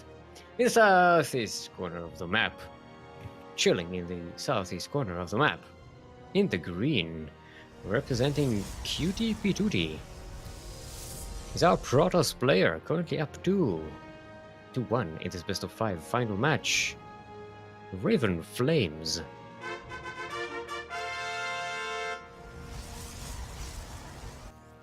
And in the northwest, clawing his way into the series back once more. From Fairlight, it is our blue Terran, Xenoblaze.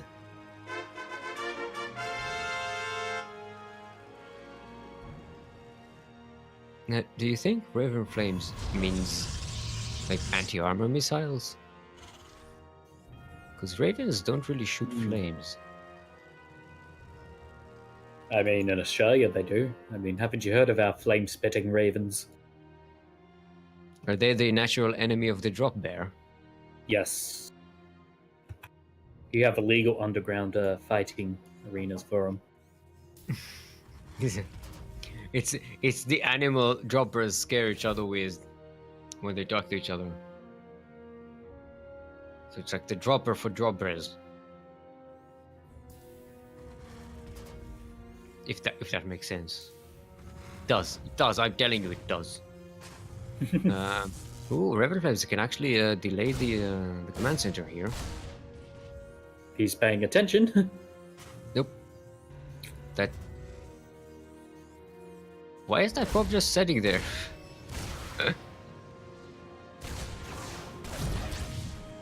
Okay, Reaper gets a couple of kills. Doesn't get out alive. That's too late. What? The probe just started Wow, attacking his Zunis. that so is such CC a finish. that was such a missed opportunity.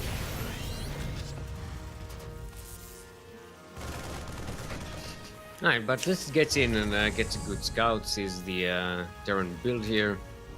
Sees the spotted Jeepo as well. So knows to expect it and fly around it. If ever he needs to.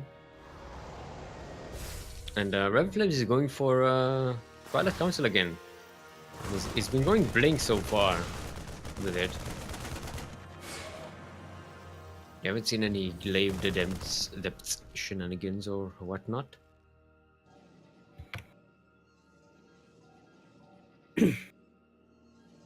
Safety bunker for Xenoblaze as well, and the tanks.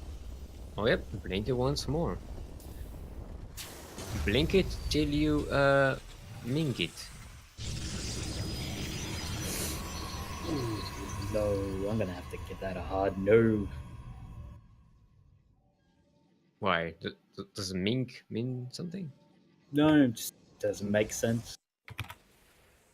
So why a hard no? Why not just a hesitant no? Just a hard no. Why are you shutting me out, Quirky? I'm trying. I'm just trying to entertain you. Oh, it's gonna be mech again for Xenoblaze. Some extra factories right there.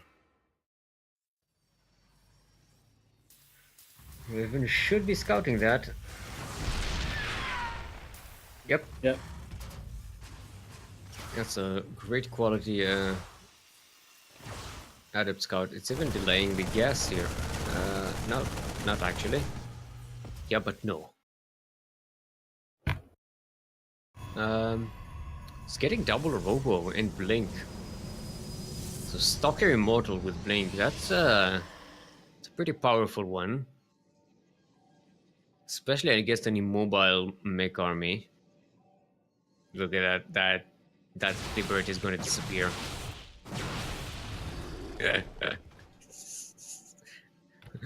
And we don't even have Blink yet.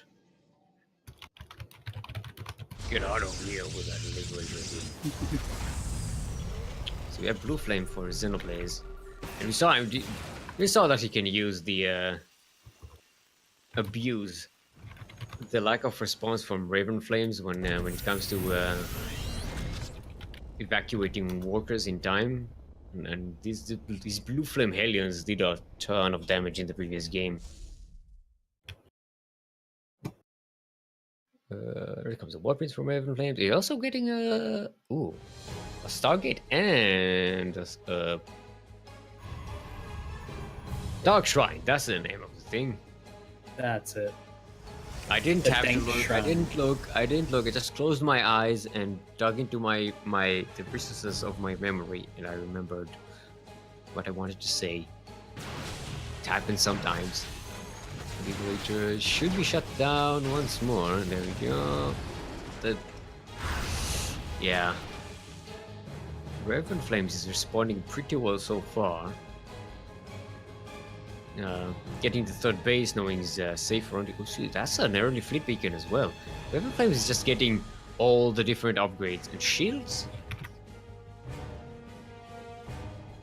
What? I don't.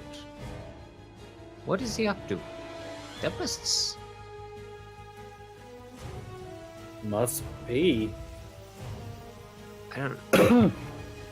What is shield useful for? I mean, Archons, yeah, but did it get temporal archives, not the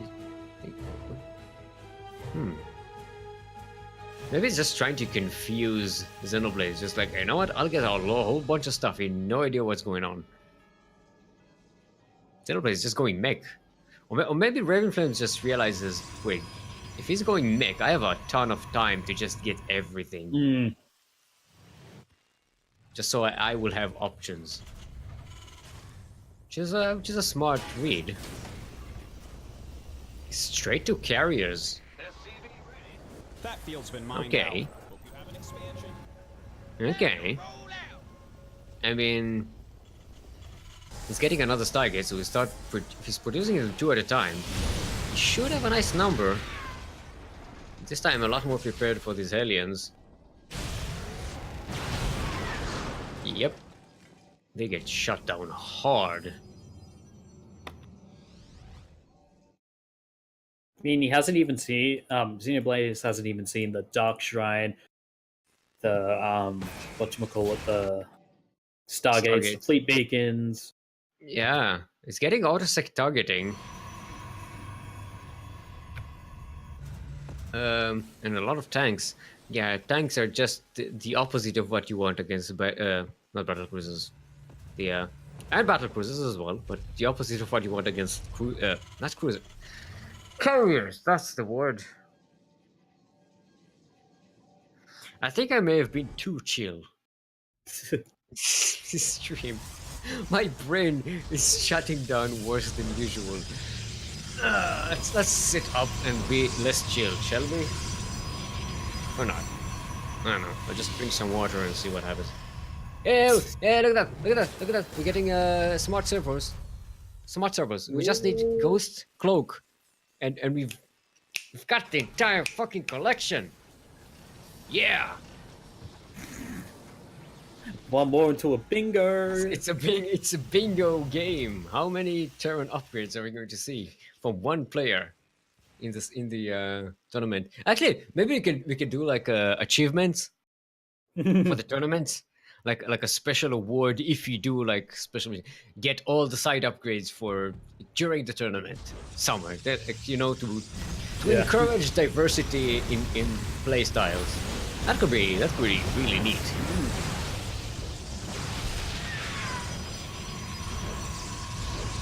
Should get on that. I know the admins of the tournament. I'll suggest. Oh, bragging here, jeez. That would have been so much deadlier if there were probes in this space.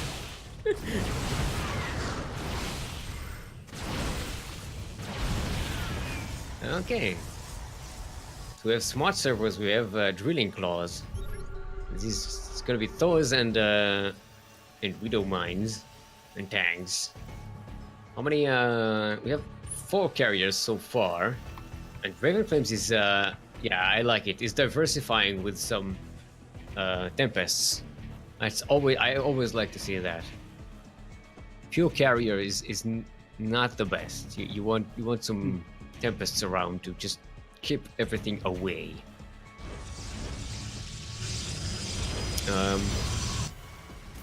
Alright, and Xenoblade is just not doing any damage. The Protoss is up with 5 bases. It's gonna be a big bad Golden Armada versus Terran Mech. The two beefy, hard to get compositions of the game up against one another. I mean, Raven Flames is gonna be ahead in upgrades though. It's getting the shields. It already has plus 1/1. Xenoblade is just going to have the vehicle weapons, not even the ship weapons. It's just it's going to be a rough one for Xenoblade, I think, in terms of the upgrade war. Raven Flames is going to be trading so well with his composition and the upgrades. Look at that, he's making 5 air units at a time.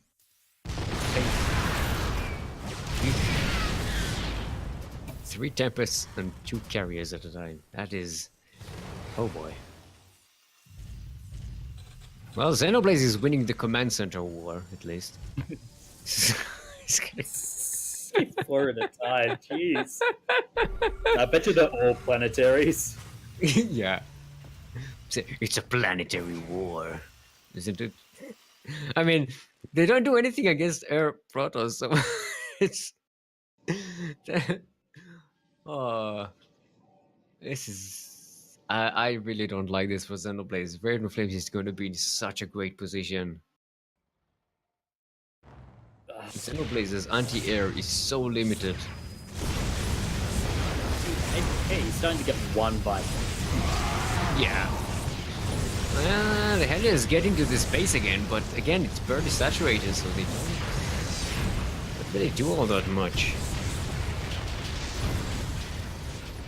Yes, Mama Ship coming. Yeah, Raven Flames is about to be maxed out on... oh, he sees the... Golden Armada. Yeah, he scans the Golden Armada, I know that. Oh no, I need Vikings, a fuck ton of them. He's getting 1 Raven now. Oh no. He's not going to have the anti-armor missiles. It's so bad. Can you disrupt Matrix the Mama Ship? Yeah. And does that make it not cloak units? I think so. So I Raven haven't is not seen going the to interaction myself. A Raven is not going to survive that kind of air battle, so I'm guessing if you can disrupt the Mama Ship for a few seconds, you can at least reveal the other units. I like that one Oracle. I'm guessing you made it by mistake. We just put attack the army there. Yeah. And now everything. Look at the dead. dead army disappearing. Oh no. Oh no. Tempest just has the range. They outrange everything. I mean, all the carriers are dead, but it's the Tempest. Yeah, this is why I like having the Tempest there. Mothership's about to be done. Yeah, the Thors with the high impact payload. They do have an advantage against massive units, so. But yeah, that was the entire Terran army. I mean, to be fair, Raven Flames did lose 7 carriers and 4 Tempests right now. So that went better for Xenoblade than I was expecting. I mean, the lack of Raven. If the Raven managed to get out an anti-armor missile, that might have been a clean sweep there.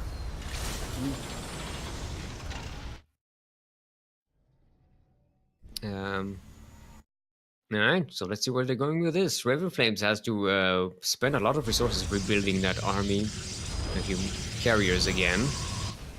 And he's lost all of his bank. Xenoblade, on the other hand, kept the beefier army units that he had, and is now banking everything. The tables are turning. The turntables have turned. The turns have tabled. Okay, those tanks basically have nothing to shoot. They just drive under the air army.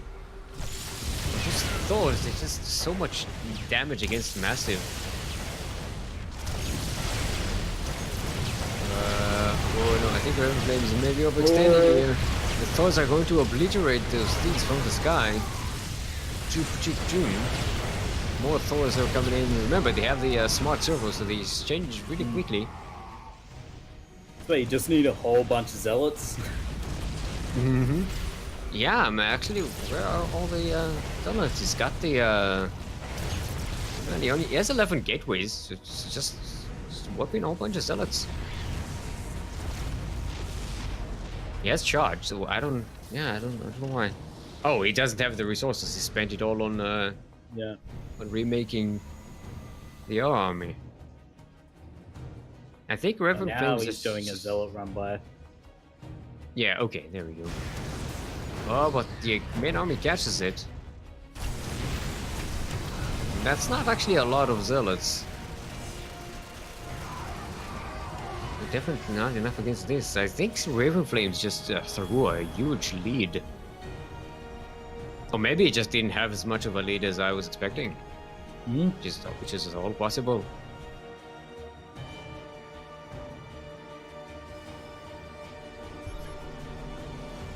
Alright. And now that Zeno has all these Vikings, he's also a lot more mobile and can really he can get this Portus Air Army on all like fronts on all directions. In the air and on the ground. He's got 15 Thors. Look at that, they just obliterate any Protoss air unit they see. Boom, boom, boom, boom. They're Phoenixing there. They're not. They can't pick up Thors. Oh boy. Yeah, I think Xenoblade just evened up the score. Woo-hoo-hoo. Holy crap. Mass Yeah. Wars, baby. Holy crap. He's doing it. He's evening up the score. Holy moly. Alright, so let's see what the next map is going to be. We had Year Zero, we had Kairos Junction, and we had King's Cove, right? So we have Repug, we have Cyber Forests, An automaton. mm-hmm. And, It's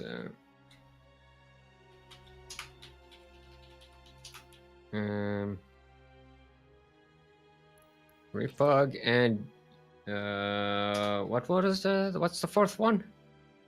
Automaton, New Repug, Port Alexander. Alexander and Kairos Junction as well, right? Yes. Wait, no, we had that. Oh, we have that. Okay, right. Wait, we only had 3. We had 2 maps. No, 3 maps. Right. We had 3 maps. Cyberforce, Kairos Junction, Oh, King so by the time I typed it, you always said, okay, Yeah. so it's going to be Automaton. Pretty sure we started with Cyber. Oh no, we started with year 0. No, it's Never mind. Look, sorry, Kuro. I can't keep up with everything all the time.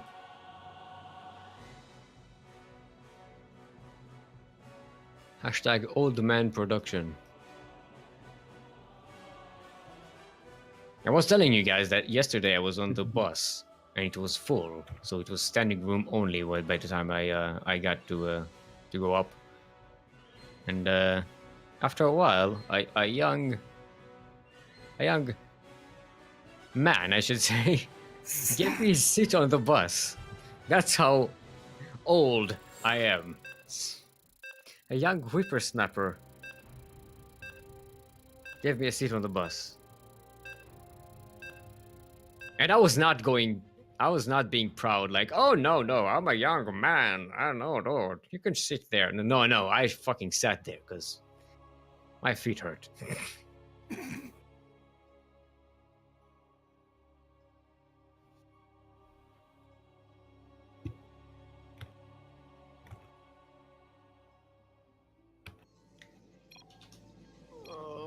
Alrighty then, everyone. Welcome to Automaton, where robots go to chill. LE, of course, stands for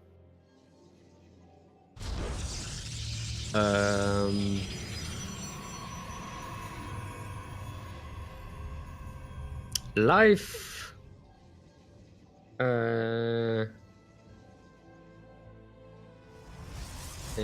eventuality. Life eventuality. That's what happens to everyone. So, just life. So We eventually chill. die. Yeah, just chill. Nothing to it. Happens to everyone. Life. So, nothing special. Nothing crazy. Just chill. Speaking of chill, in the southwest corner of the map, chilling in the southwest corner of the map. Currently sideways 2-2 in this best of 5 final match of today's Sea Duckling Open, number 58. Representing QTP Tootie, it's Raven Flames.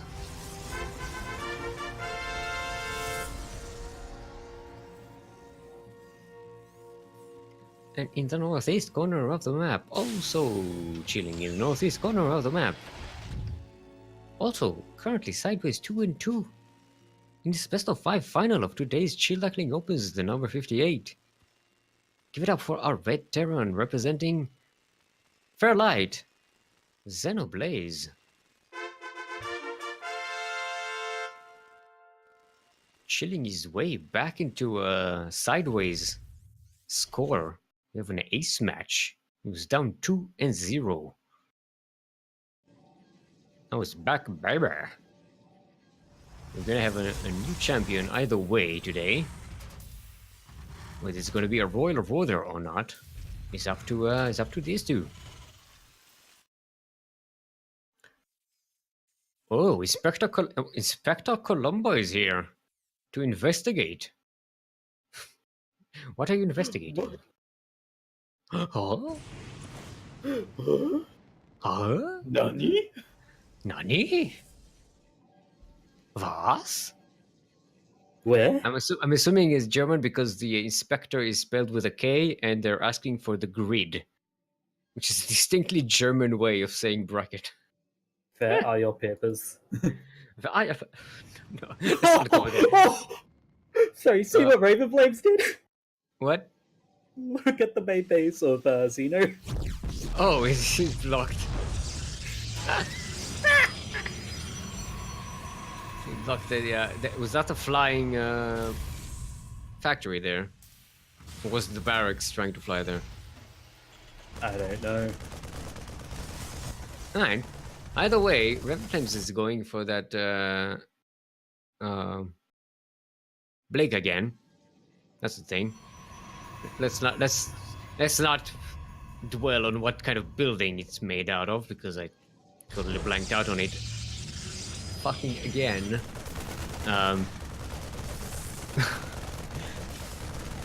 And yeah, Xenoblade is going for mech once more. This time with the Cyclones and the Maglev Master Rockets. Maglev Master Rockets. Or MMR. Get it? Because they shoot you down.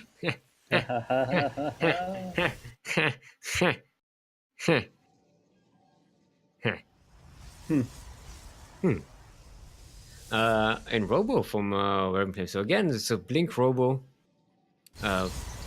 Blink Stalker, and Immortal,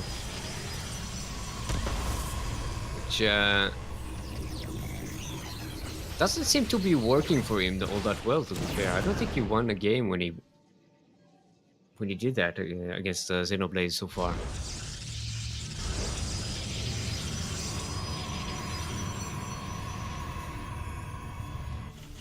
Did he get the Warp Prism? No, he's getting observers so far.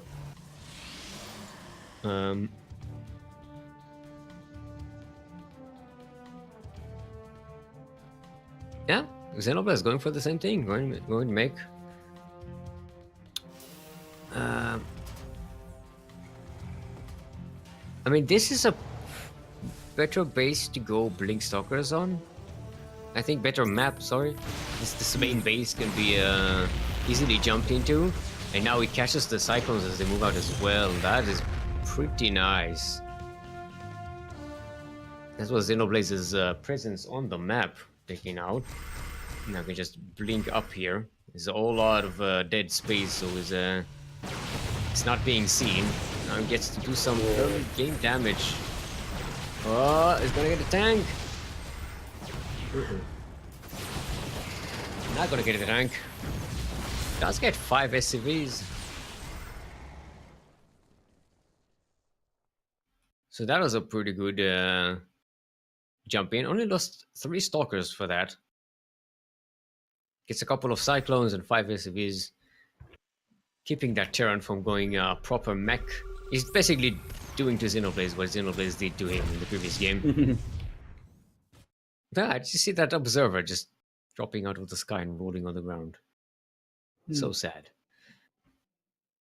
Yeah, Flame's getting a third base way earlier.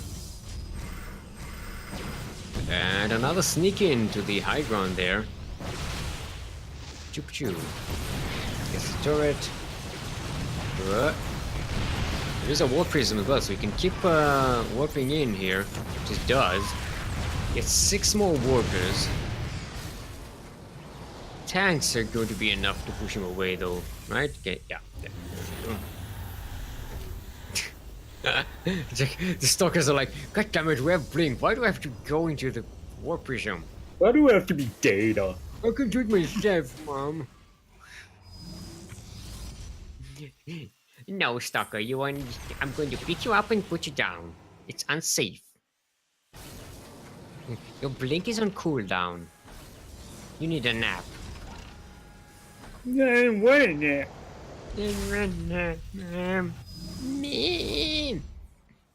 Alright.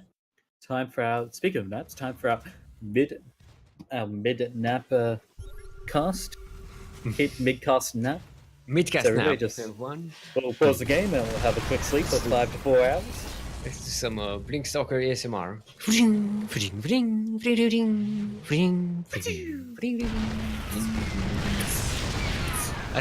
That's a not a charge lot run by. And you got one tank worth. The tank skills the tank. Worth. It, Eh. Raven Flames is keeping the pressure on Xenoblaze right now. He's forced, well, he's getting his third base. He's I mean, doomed to the Xeno mech has his turret. third, but he's just not landing it. Yeah. He's doomed to the mech Oh. turret, what the mech turret did to him.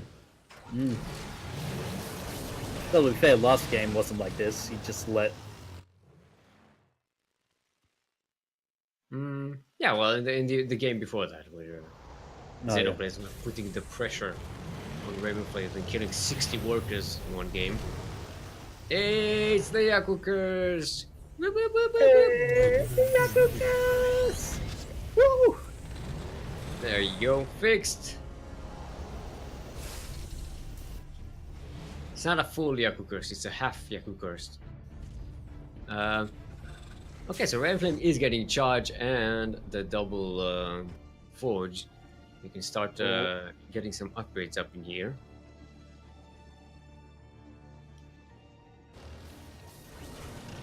Because these stalkers are going to very quickly become obsolete against this Terran army.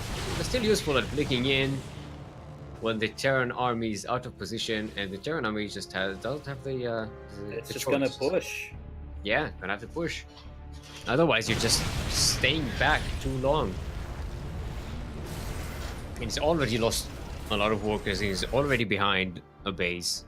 He has to go forward and do damage. Raven Flames is probably going to recall or just use the stalkers to flank the Terran army as it sieges up. Yep. And charge isn't done on these Yeah, Zealots. charging is done, but the stalkers are coming in from behind the tanks. They blink right on top of them. It's a lot of tanks, though. Still a lot of tanks. Okay, these zealots are gonna working right in the middle. Well, the SCPs are repairing the tanks, and some of the tanks are in siege, so they are. Well, actually, all of them are in siege. Yeah, They can't but the fight this Immortals with now. Immortals. Immortal, good unit. I think Raven Flames just did it. He's way ahead in workers. There's no way Xenoblaze can recover. Even though he's got the slightly bigger army supply, Raven Flames just has the much better composition here. He's got the War Prism, he's got all these Immortals, they're a lot more mobile. He's got Shield Budget at home. He just cannot be broken. He didn't even waste the recall on that attack. So he still has that in the bank, just in case. So just move out on the map with everything he has and keep trying to do These damage. two Immortals in the main. It's the Immortal drop. Exactly. Yeah, these are blue flame aliens. They're not. They're not gonna do it. Yeah, nice juggling there. Okay, there are more tanks here, so gotta be careful. Don't want to lose those Immortals. That, yeah, no, that's no. We gotta wait for them to have shields again.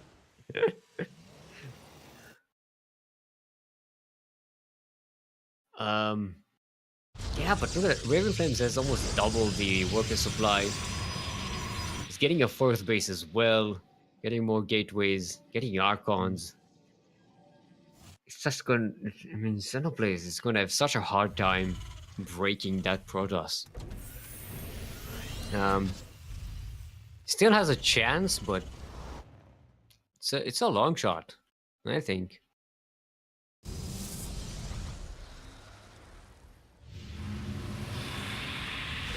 And I mean, Xenoblaze is only getting one upgrade at a time. Raven Flame is getting double upgrades. He's already ahead. Still harassing. Ooh, okay, that's a great move. Ooh. Oh, no, they're lining up, and that's Blue Flame. That's a lot. Okay, okay. So that's Xenoblaze's big move to keep himself in the game. Yeah, but meanwhile, they'll run by in the main. Yeah. Even up a bit, but first time Xenoblaze is actually ahead of workers now. Yeah, but look at Raven Flames' army. Has 7 Immortals and 6 Archons. That's a badass Protoss army. It's also slightly ahead in upgrades. It's I don't know. Do you know the great tragedy here is that we probably won't get to see Ghost Cloak today. You never know. The full streak will probably never be finished. So I don't think this game is gonna get to Cloak Ghosts. It's a real tragedy, I think. Have you heard about the tragedy of the Cloak Ghost? Don't worry. It's not to tell the... It's not until the Terrans will tell you. It does get auto-sec targeting again. It's not gonna be useful. That's a lot of tanks, though. Yeah, fair enough. I mean, the Rain Flames can still throw this by moving into the tanks and not... Yeah. Oh no. Oh no. Okay. Oh no. Raven Flames, please. That was... What? What? That was the greatest throw in history. Oh my god. Holy crap. There you have it, Xenoblaze. Just like that. Is there a new champion? What? Huh? And do you know the greatest tragedy? Still? No clue. Ghost. No Raven, no Ghost Cloak. No Ghost Cloak. So we saw all the upgrades. Alright. So there you have it, ladies and gentlemen. Look at that, we made it. We made a full tournament cast right here. Even though we had some low signups today, check-ins today, it's still managed to do it. That was a fun tournament. It's some great games. Great to see Xenoblazer and Raven Flames duking it out, showing us some pretty awesome games. Very, very interesting stuff. So yeah, so this is the end of our chill cast, so we can stop chilling now. Woo! Yeah! Breaks ball overhead. Wake up! Grab a machine, put a little wake up! Wake up! Watch it, little kids up on the table. Shoot a little table. You wanted to.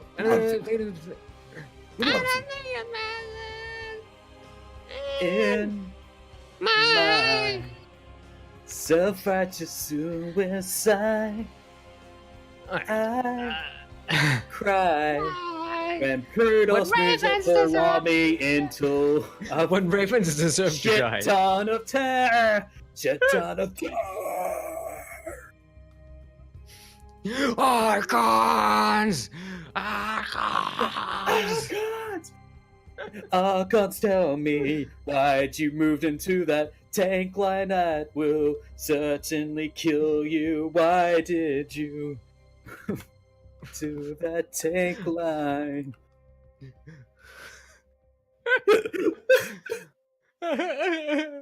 Cries in Protoss.